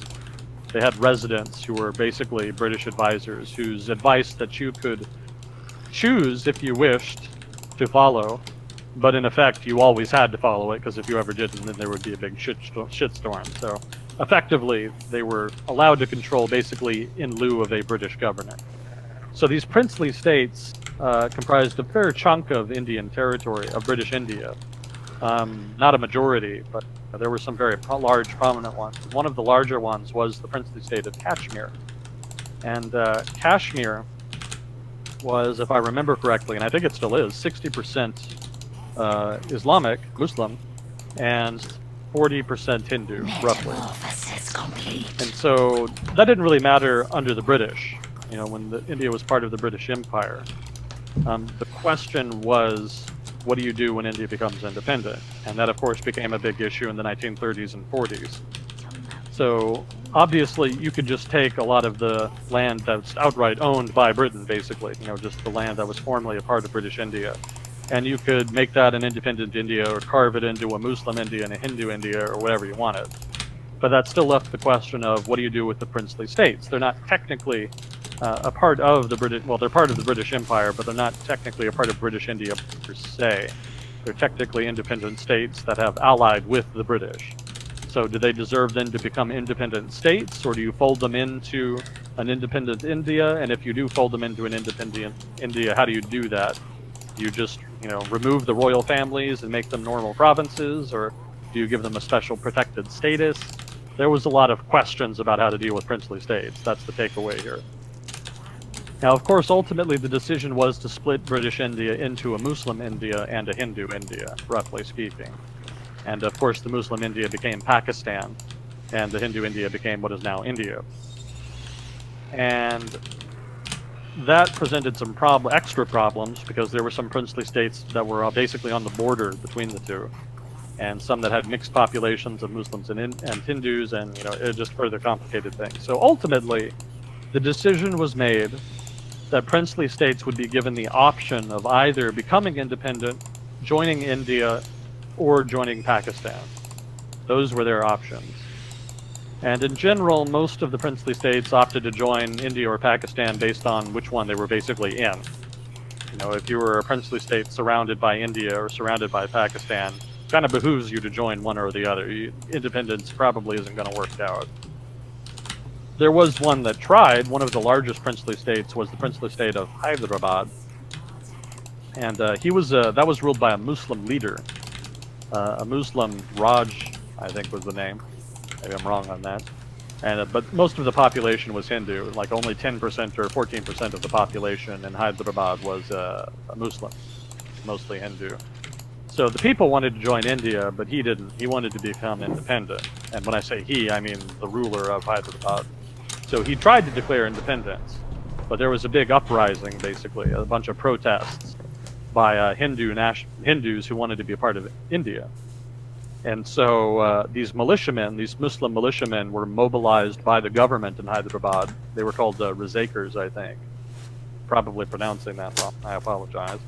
But basically, these militiamen cracked down on the protesters, killed a lot of people, and there was a low-intensity conflict in Hyderabad for a while, for about a couple months. And it was at that point that India intervened to restore peace and order, which, of course, kind of naturally, if you will, involved basically annexing Hyderabad. So that settled the issue. So Hyderabad was kind of a microcosm of an overarching problem, which is that some princely states had differences between the religious affiliation of the rulers and the population. So in Hyderabad, that ended with violence, but it ultimately was concluded. In Kashmir, you saw the same thing play out. Only the ruler in Kashmir was Hindu, and most of the population, again about 60%, was Muslim. And the ruler of Kashmir wanted to become independent, and that was his choice. But the Pakistani government had different ideas. Kind of like in India with Hyderabad, Pakistan thought Kashmir should be part of Pakistan. And so when there was unrest, or rather artificial unrest, what they did basically is mobilized a bunch of Pashtun militiamen and they basically invaded Kashmir. It wasn't the Pakistani army. In fact, Pakistan barely had an army at that point. This is like right after independence. So basically everybody was still using colonial army with British officers. So they sent in Pashtun militiamen, invaded Kashmir, and then that was kind of cited as evidence of unrest. And that precipitated an intervention. And the ruler of Kashmir didn't particularly like that. Kind of saw the writing on the wall. He didn't want to lose his princely kingdom to invaders, and so he reversed his decision to become an independent state and went screaming to India, asking to become a part of India and asking for help. And the Indian government acceded to that request and sent the Indian army in to defeat the Pashtun militias and Pakistani army irregulars, I guess is what they were. And that was the first Indo-Pak war fought over Kashmir. And it eventually ended in a stalemate, and the front line of that conflict became what is now known as the line of control, which is the de facto border between Pakistani-occupied Kashmir and Indian-occupied Kashmir. So that is a very... We just got a massive host. It's like 500 people. Thank you, Pig, for this massive host. This is my real-life friend. We call him codename Agent Smith. And we're talking about the world. So if you're confused, that's good. You should be confused. But now you know what's going on, so you can unconfuse yourself. And welcome to the stream. If you have questions for him, I was going to wrap up the stream pretty soon, but we'll do a couple more games. Is that good with you? Yeah, that's fine. Alright, let's rock and roll. So, as you were, sorry to interrupt you. Thank you, Pig. Welcome, everyone. We do this every Sunday. Yeah, no problem. It's fun to learn. So the original question was, is the Kashmir dispute a holdover British rule or a new dispute? As the explanation implies, it's a new dispute. It's something that, well, it's a new dispute in the sense that it's that it happened after British rule ended, but it is to a degree rooted in a dispute over princely state territories and Hindu versus Muslim India that emerged before British rule ended. So yes and no, but mostly it's new, I would say. Let's see, can you explain what the business cycle is? I can roughly explain what the business cycle is. And basically the business cycle is more of a descriptive term to refer to the cyclical nature of economic expansion and economic decline, recession, if you will. You know, basically there are periods where the economy is growing, when businesses invest and have confidence, and then there are periods when the economy shrinks or at least slows down and business confidence falls and there's less investment. And these sort of vacillations in production and confidence and investment are roughly what is referred to by the business cycle. And it's not entirely predictable, you know, otherwise there would be better models for it, but basically what is predictable is that there will be an ebb and flow in economic production. The economy will expand and decline in basically continuously, in a repetition, in a pattern, in a continuous cycle. And that's the business cycle. And it's if that sounds vague, it's because the term is inherently vague. The term is a broad term that refers to the broader economy, a broad concept in economic behavior. It's not really meant to be particularly specific. It's just literally the vacillations in the economy. Let's see, what's with all the Chinese companies going public? What's with the quote-unquote tech boom I hear about? Yeah, that's more of a business question. I don't necessarily know that much about it, but I do know that there is a lot of investment in technology in China. There has been over the past few years. There's going to be a lot more going forward because the Chinese government has mandated as part of their development strategy that China should develop a tech industry and in fact should be a leader in technological innovation. So the government is pushing and incentivizing and otherwise nudging financial institutions and investors to give or lend money or invest money in tech firms of one sort or another in order to try to generate technological innovation and development and whatnot in China. So that's part of the tech boom that you might have heard about.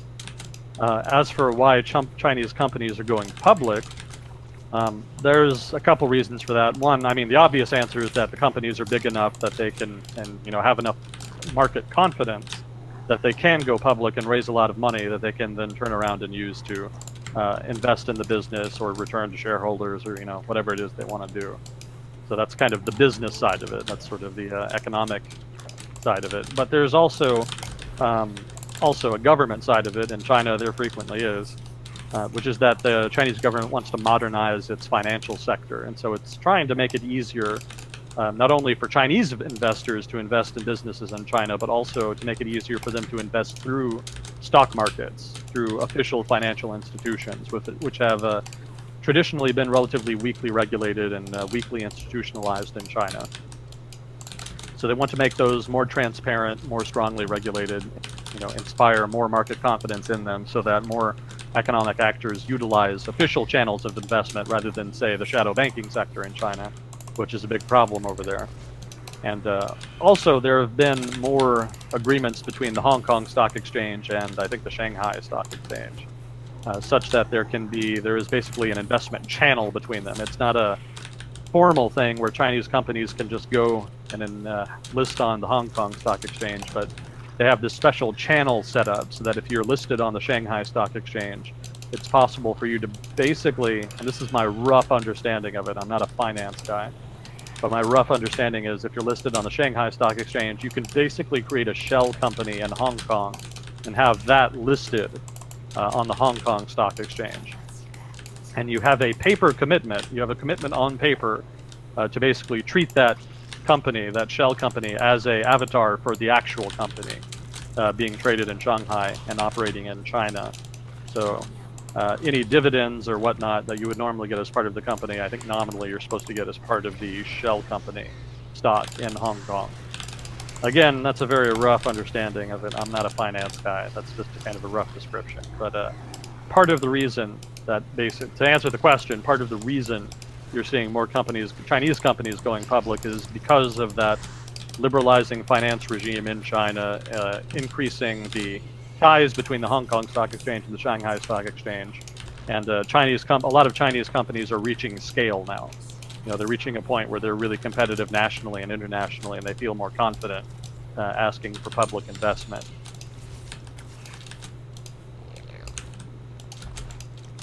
That's my rough, non-expert answer. I don't follow that kind of that particular subject too closely, so don't take that to the bank. But that should get you started. That's a rough evaluation. Let's see, there is strong anti-American propaganda in Eastern Europe from Russia. What your thoughts about it, and how important is Eastern EU for U.S. and geopolitical perspective? And how do you think Putin is holding back all the oligarchs in Russia after all the sanctions?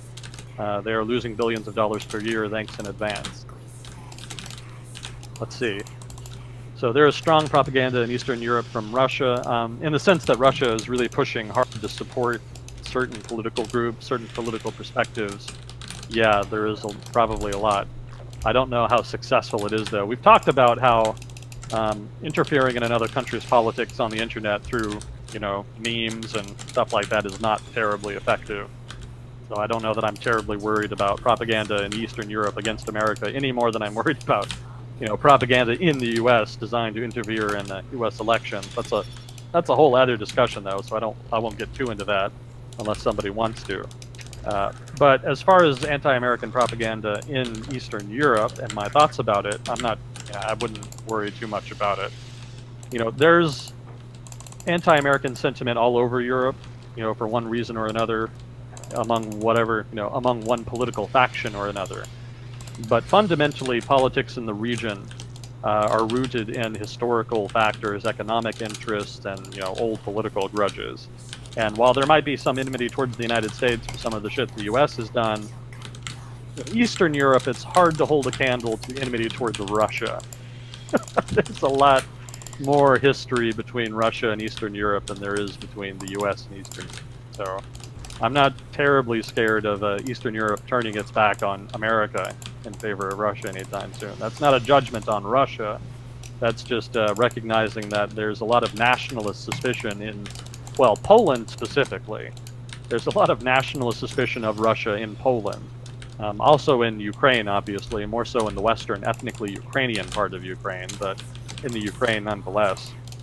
And obviously there's issues among nationalists in the Baltic states with Russia. So however much propaganda there might be against the US in Eastern Europe, I don't think it'll ever really be enough to overcome that historical fear of Russia in the region, because Russia is right there. And there's a lot of history there, and it's hard for propaganda to kind of make up for that fundamental geopolitical reality. So those are some thoughts on that. How important is Eastern Europe for the US in geopolitical perspective?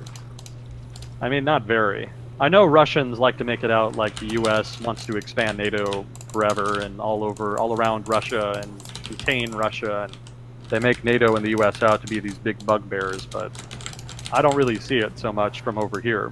You know, the attitude in the US, and especially, you know, even in Washington amongst the US government, is that Eastern Europe just isn't that important, really. And I know, you know, certainly people in Eastern Europe probably don't like hearing that, but it's just not like a big flashpoint. You know, if you're in foreign policy in the US, you're interested in China, you're interested in the Middle East, you know, you're interested in the big questions. Eastern Europe is pretty quiet. It's also very far away. Yeah. Well, I mean, everything is far away from us, to be fair. everything is an ocean away if you're an American. Or an Australian. Or an Australian. Fair, well, not quite. Because Indonesia is pretty close. That's only a strait away, not quite an ocean. But fair point, yeah. Australia is pretty close. But the point is that Eastern Europe is an important ally as far as U.S. influence in Europe, because your Eastern European governments have a similar perspective on some things to the U.S., for example, on national security. You know, in general, Eastern Europe is a little more hawkish on defense and defense issues, which puts them more in line with the U.S. on a lot of issues, because generally the U.S. is more hawkish and wants to spend more on the military, wants European nations to spend more on their militaries, and that's just kind of the perspective over here. And that makes Eastern Europe a good ally in terms of trying to use them as leverage against the Western Europeans, who tend to be a little more reluctant. Well, about defense spending for one, but if not also American adventurism overseas of one sort or another. So natural allies in that respect.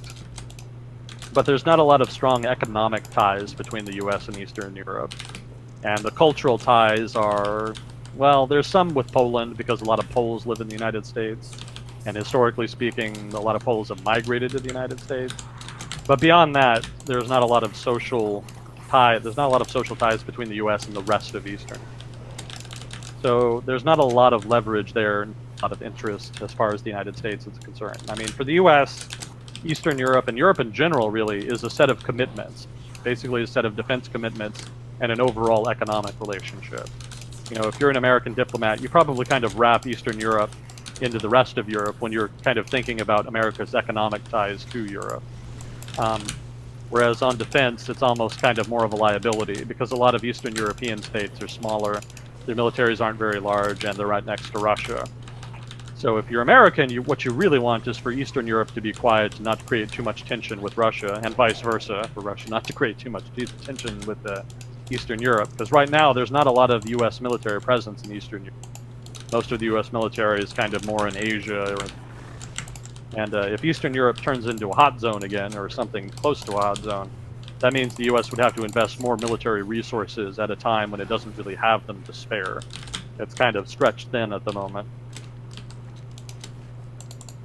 So from a geopolitical perspective, it's an advantage in terms of influencing European politics, specifically defense politics. But beyond that, there's not a lot of held in common in terms of like social issues or economic issues or what have you. So there's kind of general disinterest, broadly speaking, as far as Eastern Europe.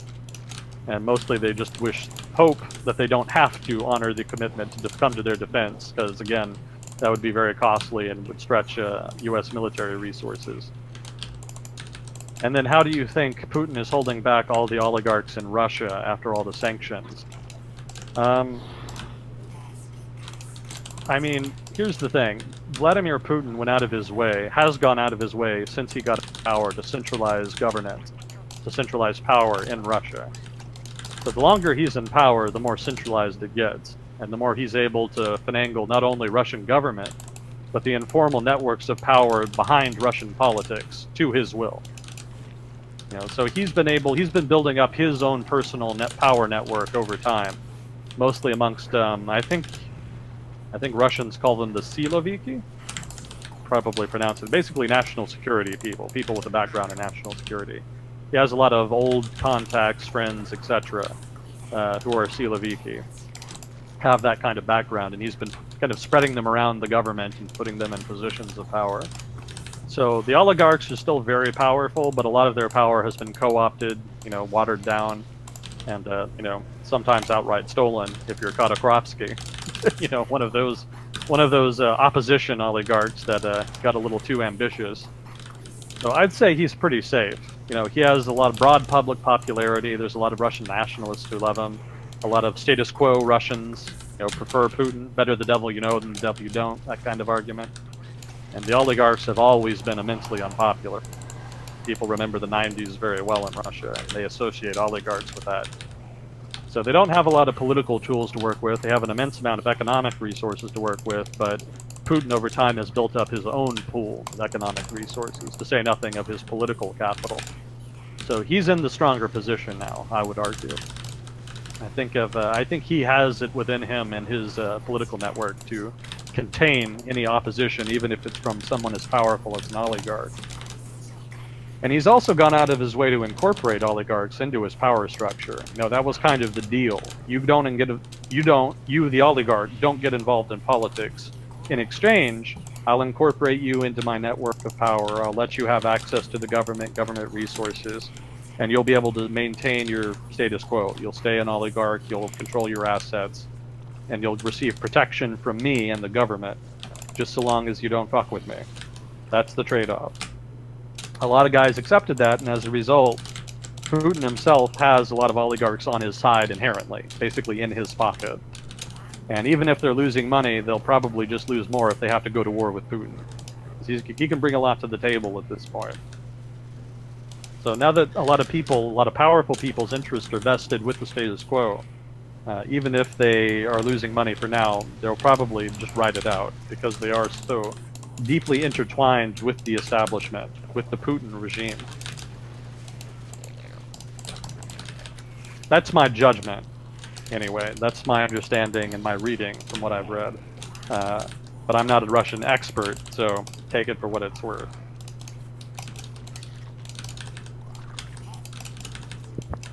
What do you think about what is happening in the Middle East, Gaza, Israel?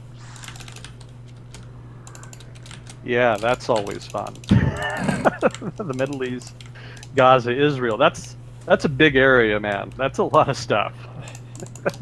There's a lot going on there. We've attempted to unpack that lots of times. It's a very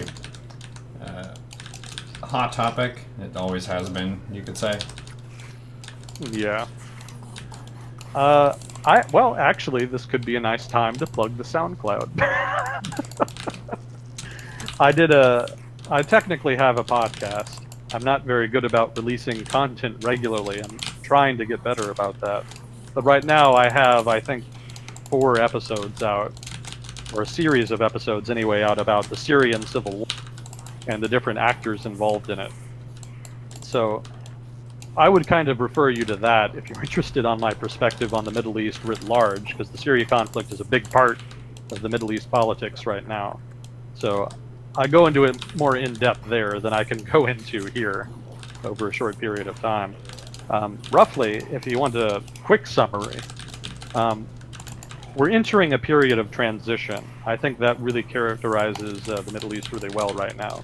The Syrian civil war is coming to a close, and so all of the major actors are kind of jockeying for position, trying to maximize their leverage so they can get as much as they can out of an eventual peace deal, whatever that looks like. Saudi Arabia, for example, is modernizing. It's trying to modernize not only its social institutions, also its economic institutions and, well, not so much political institutions, but modernize its economy and society anyway. Try to bring it more into the modern era. And also, I suspect, to make the alliance with the United States a little more palatable to American voters, since a lot of people in the U.S. have become very critical of the Saudis, and so I think the Saudis are a little paranoid that maybe as the U.S. kind of pulls back from the Middle East, if not the world in general, that maybe they'll be left high and dry. So they want to try to make the alliance a little more appealing by modernizing, and also they want to make their economy more self-sufficient. So if the United States does leave them, well, just leave them basically, kind of leave them on their own, they'll have a strong enough economy to kind of weather the storm, have enough assets economically, politically, socially, etc., to kind of survive instability and uncertainty. So the Saudis kind of see the writing on the wall and trying to modernize, and they're kind of fitfully taking some of their neighboring states with them, specifically the GCC states. Not so much Qatar, but that's a whole other thing. Yemen is kind of a manifestation of the Saudi-Iranian Cold War, if you want to call it that, in the Middle East. So that's the other big transition happening. The Iranians are kind of expanding their influence in the region, and they're kind of at the peak of their influence yet, since they've had since the Iranian Revolution in '79. And the Saudis are taking a much more active role in trying to counter that, or at least to strongly signal that they want to counter that, hence the conflict in Yemen, hence Saudi involvement in Syria. So those are three different ways that transition kind of marks the modern Middle East and its politics. Syrian civil war, Saudi modernization, and Saudi-Iranian conflict and rivalry. You know, you could also go into Libya, Egypt trying to kind of regain its leadership of the Arab world, kind of fitfully and not very successfully, but that's also there. If not, it might be defined in future more by instability, but that's a whole other conversation. I guess I might also add the kind of the falling away of the Israel-Palestine issue, because it used to be that was a deal breaker, but now a lot of Arab countries, especially Saudi Arabia, are willing to put that aside to work with Israel against their common enemy, that being the Iranians. And so the Palestine issue is kind of falling away, especially with the Trump administration kind of pulling away from the peace process. Their kind of attitude has been, we would rather just side with the Israelis and have them as a strong ally in the region than continue pretending that we're going to have any kind of final peace deal. So that's really put the Palestinian issue on the back burner, and you know, who knows what will happen with that. But at this point, it's not really as big a regional issue as it used to be, given the broader, more substantive trends in the region. So perhaps something resembling normalization of relations with Israel could be in the cards in the medium term, if not the short term. So those are some quick thoughts about what is happening in the Middle East. Obviously, you could have a whole conversation about any one of those issues, but roughly, quickly speaking, that's kind of how I would answer that question. Could you give us a 5-minute or less on 5,000 years of conflict? Thanks. Yeah, I try. Let's see. I just finished reading Silk Roads by Peter Frankopan and loved learning about world history from the perspective of Central Asia. Was wondering if you have read or heard professional opinions on the book. I haven't. I haven't even heard of the book. Kind of like what I was saying earlier, I haven't read a whole lot lately. Most of the stuff I read is nonfiction, and even then it's mostly, technical stuff. So, yeah, I can't say I've read this, although I will open a tab with it so I can kind of look into it. But unfortunately, I don't have anything I can kind of add about it. So unfortunately, I kind of have to waffle on the question. My apologies. That's not terribly satisfying. But yeah, I don't have anything on it. I haven't read anything. Let's see. Oh, here's a question for you, Neuro. Do you think Trump is actually ruining the American middle class, or is it just media slander? How's that for a minefield question? What does it mean to ruin the middle class? To make it not exist anymore? Presumably. Or to limit the benefits, because the middle class as a demographic, it's not a super strictly defined region. You more define it as a range. Mm-hmm. So it's people who earn between this amount and that amount. One thing that ends up being an area of exaggeration is the impact of a given president. A president, that's the highest seat of power in the U.S., but we have lots of checks and balances. And it's pretty hard to push stuff through. Like, just look at his attempts at getting healthcare stuff to go through. It's failed multiple times. That's not fully his fault. It's also kind of the way that the legislature responds to those kinds of actions and stuff.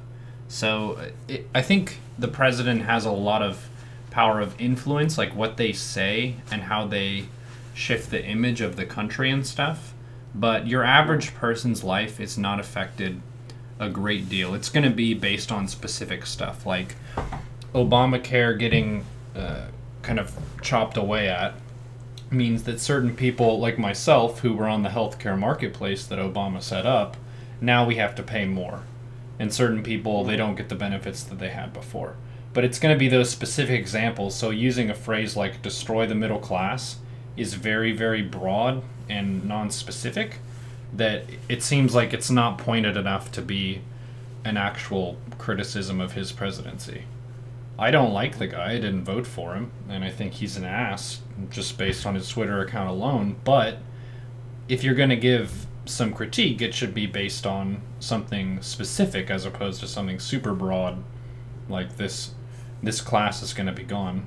You could look at his budget and the way that he wants to tax earners in certain brackets. That's specific, I think, and you could critique that. Yeah, I think that's a good answer for one. Well done.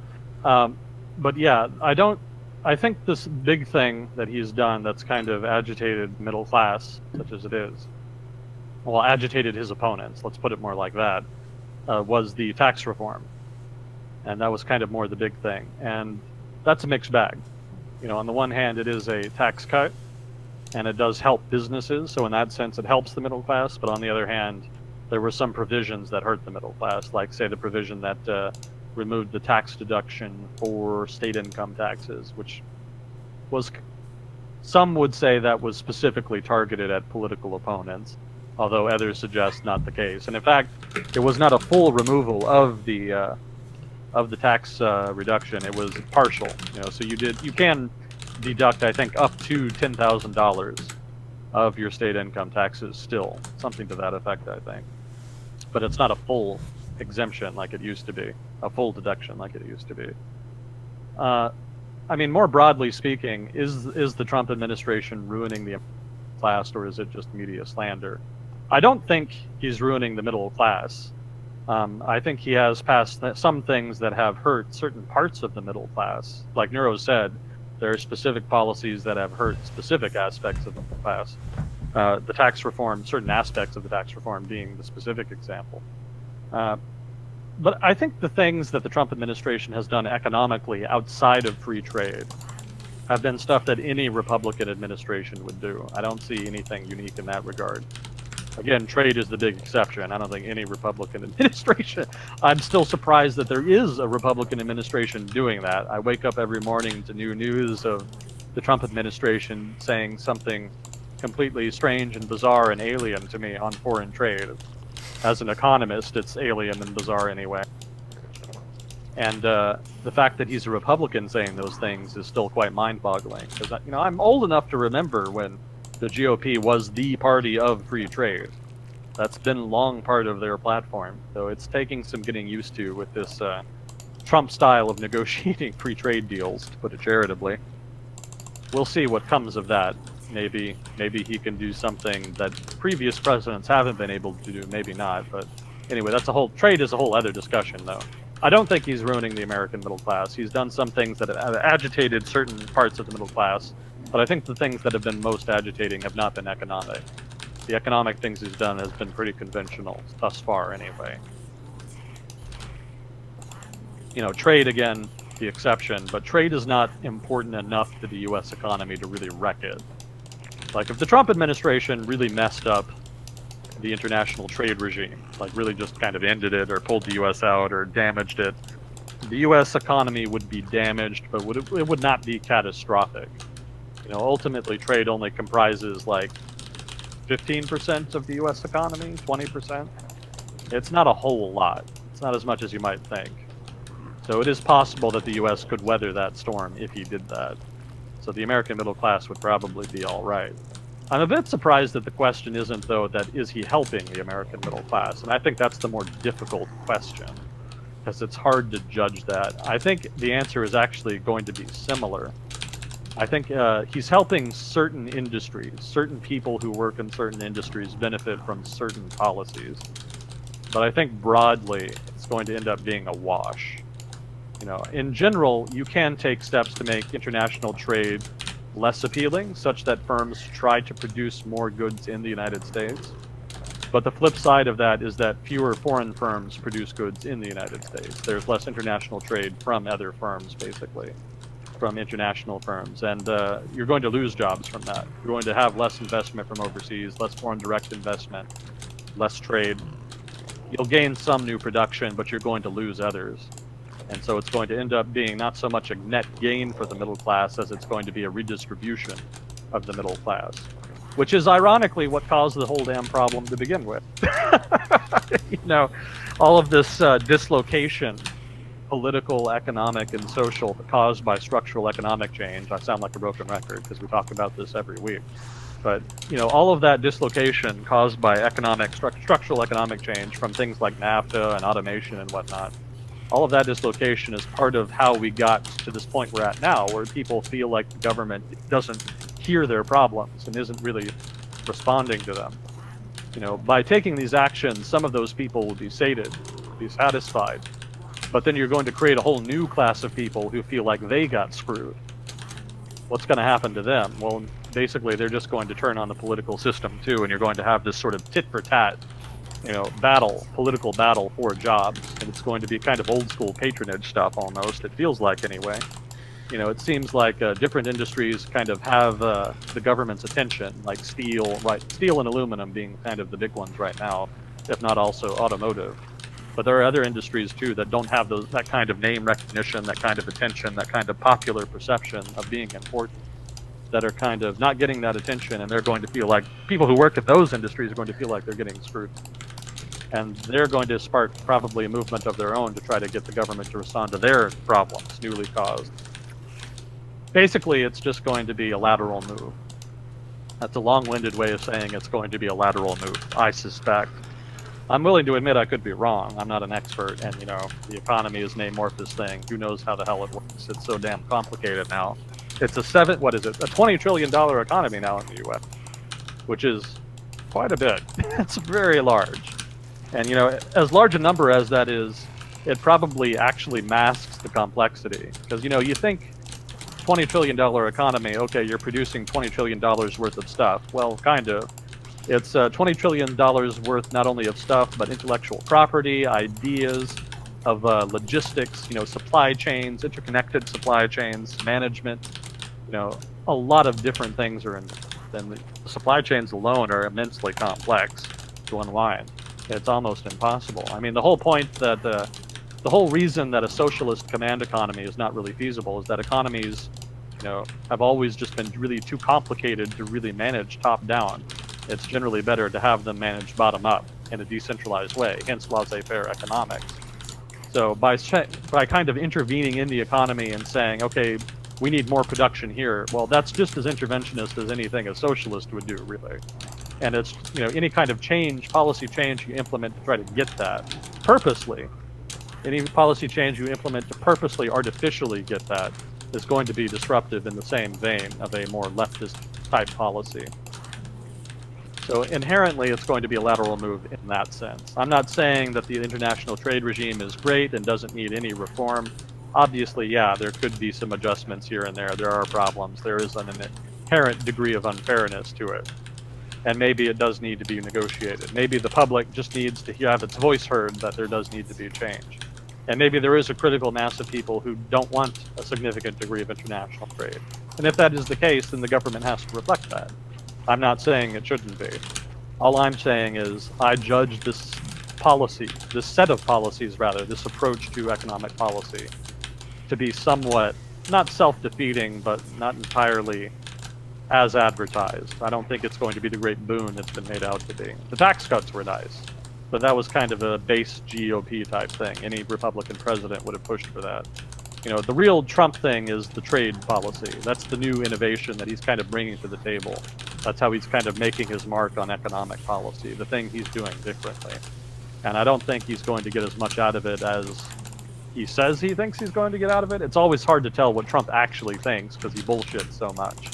That seems to be part of his negotiating strategy, to misrepresent his position, to try to extract more concessions. It might work, but I'm skeptical. You know, international relations don't work the same way that his business relationships work. So I don't know if that style of negotiating is going to be very effective. But again, we'll see. One thing Short that answer. gets missed Sorry, a lot go in ahead. these kind of conversations too is the 0 point of a discussion, because they'll ask a question like this one, where is Trump going to destroy or rescue the middle class? The 0 point and the least exciting point would be that not much changes at all. He doesn't really get anything done, and it remains about the same. And how that's not as spicy to talk about. People tend to prefer the extreme outcomes where it's like, oh my goodness, it's radically different, it's way better, it's way worse. Or some presidents really just don't do their job very well and get very much done. They're not destroying stuff, but they're also not improving the things that need to be improved either. And if you're a news organization, this is something to be aware of as well. They're trying to hit TV ratings and stuff and get people to watch their show. So if they're making it seem like the sky is falling every day, then the viewers need to watch that so they figure out when to have their umbrella and stuff to be careful, as opposed to, oh, yep, it's another boring day, politicians just being kind of crusty and uninteresting. No, that's a very good point. You know, we've talked before about how the safest bet in predicting the future, especially as far as international relations, the safest bet is always the status quo. Because the status quo has momentum behind it. It has that, that's the power of inertia. You know, you're just, change is hard, staying the same isn't. So there's kind of a natural inclination for things not to change that much. All the more so when you're trying to implement change in an institution like the US government, which was specifically designed from the start to be difficult to change. So I don't know how much success he'll have in that vein. We'll see. Maybe he pulls an Andrew Jackson at some point and just kind of ignores all the rules. I thought you were about to say it does something really bad for Native Americans. Well, I guess he could do that too, but you know, there's any number of other groups of people he could target, or any number of other rules or rulings from the court that he could ignore. That is always an option for the executive branch. So he may go full Andrew Jackson at some point and try to pull something. That'll be when the real shit show starts. But for now, we haven't quite reached that level of Banana Republic, so I think we're good, at least for now. Well, I think we're at a good stopping point for today. We ended up going a little bit extra because we got that big host right when I was planning to end, and try to honor the host and show some cool content for the viewers who want to see something new. So thanks everyone out who hung out as a result of the pig host. Today was a fun discussion. Thank you, Agent Smith, for that. Well, thank you for having me. Yeah, and thanks viewers for your questions, Strophium for handing them along. We do these every Sunday. As a little side note, I may be offline next Sunday. I should be back on. We're just moving a few minutes south of where we're currently living. It's not really a big geographical change, just a little bit bigger place. A little bit nicer, that kind of thing. But all these episodes are on YouTube. You can go to the World Discussion with Agent Smith playlist, and you can catch up if you want to. And we look forward to having you on next time. Thank you, Agent Smith, and the viewers. Yeah, thank you. And shout out to the 2 Japanese listening, or watching, as the case may be. Oh, yeah. I guess it would be good afternoon to you. Yeah, we have that top 15 current viewer locations, one of the fun tools. The Finns, the Italians, the Dutch, the Austrians, Poles, I guess the Europeans, some of them are waking up now. 3 Finns, presumably waking up to death metal, as is their national tradition. Oh, of course, that's their national anthem. Alright, well, take care, dude. Yep, see you next too. time. Thanks again. Sweet. Who should we host? Who should we host? Ooh, is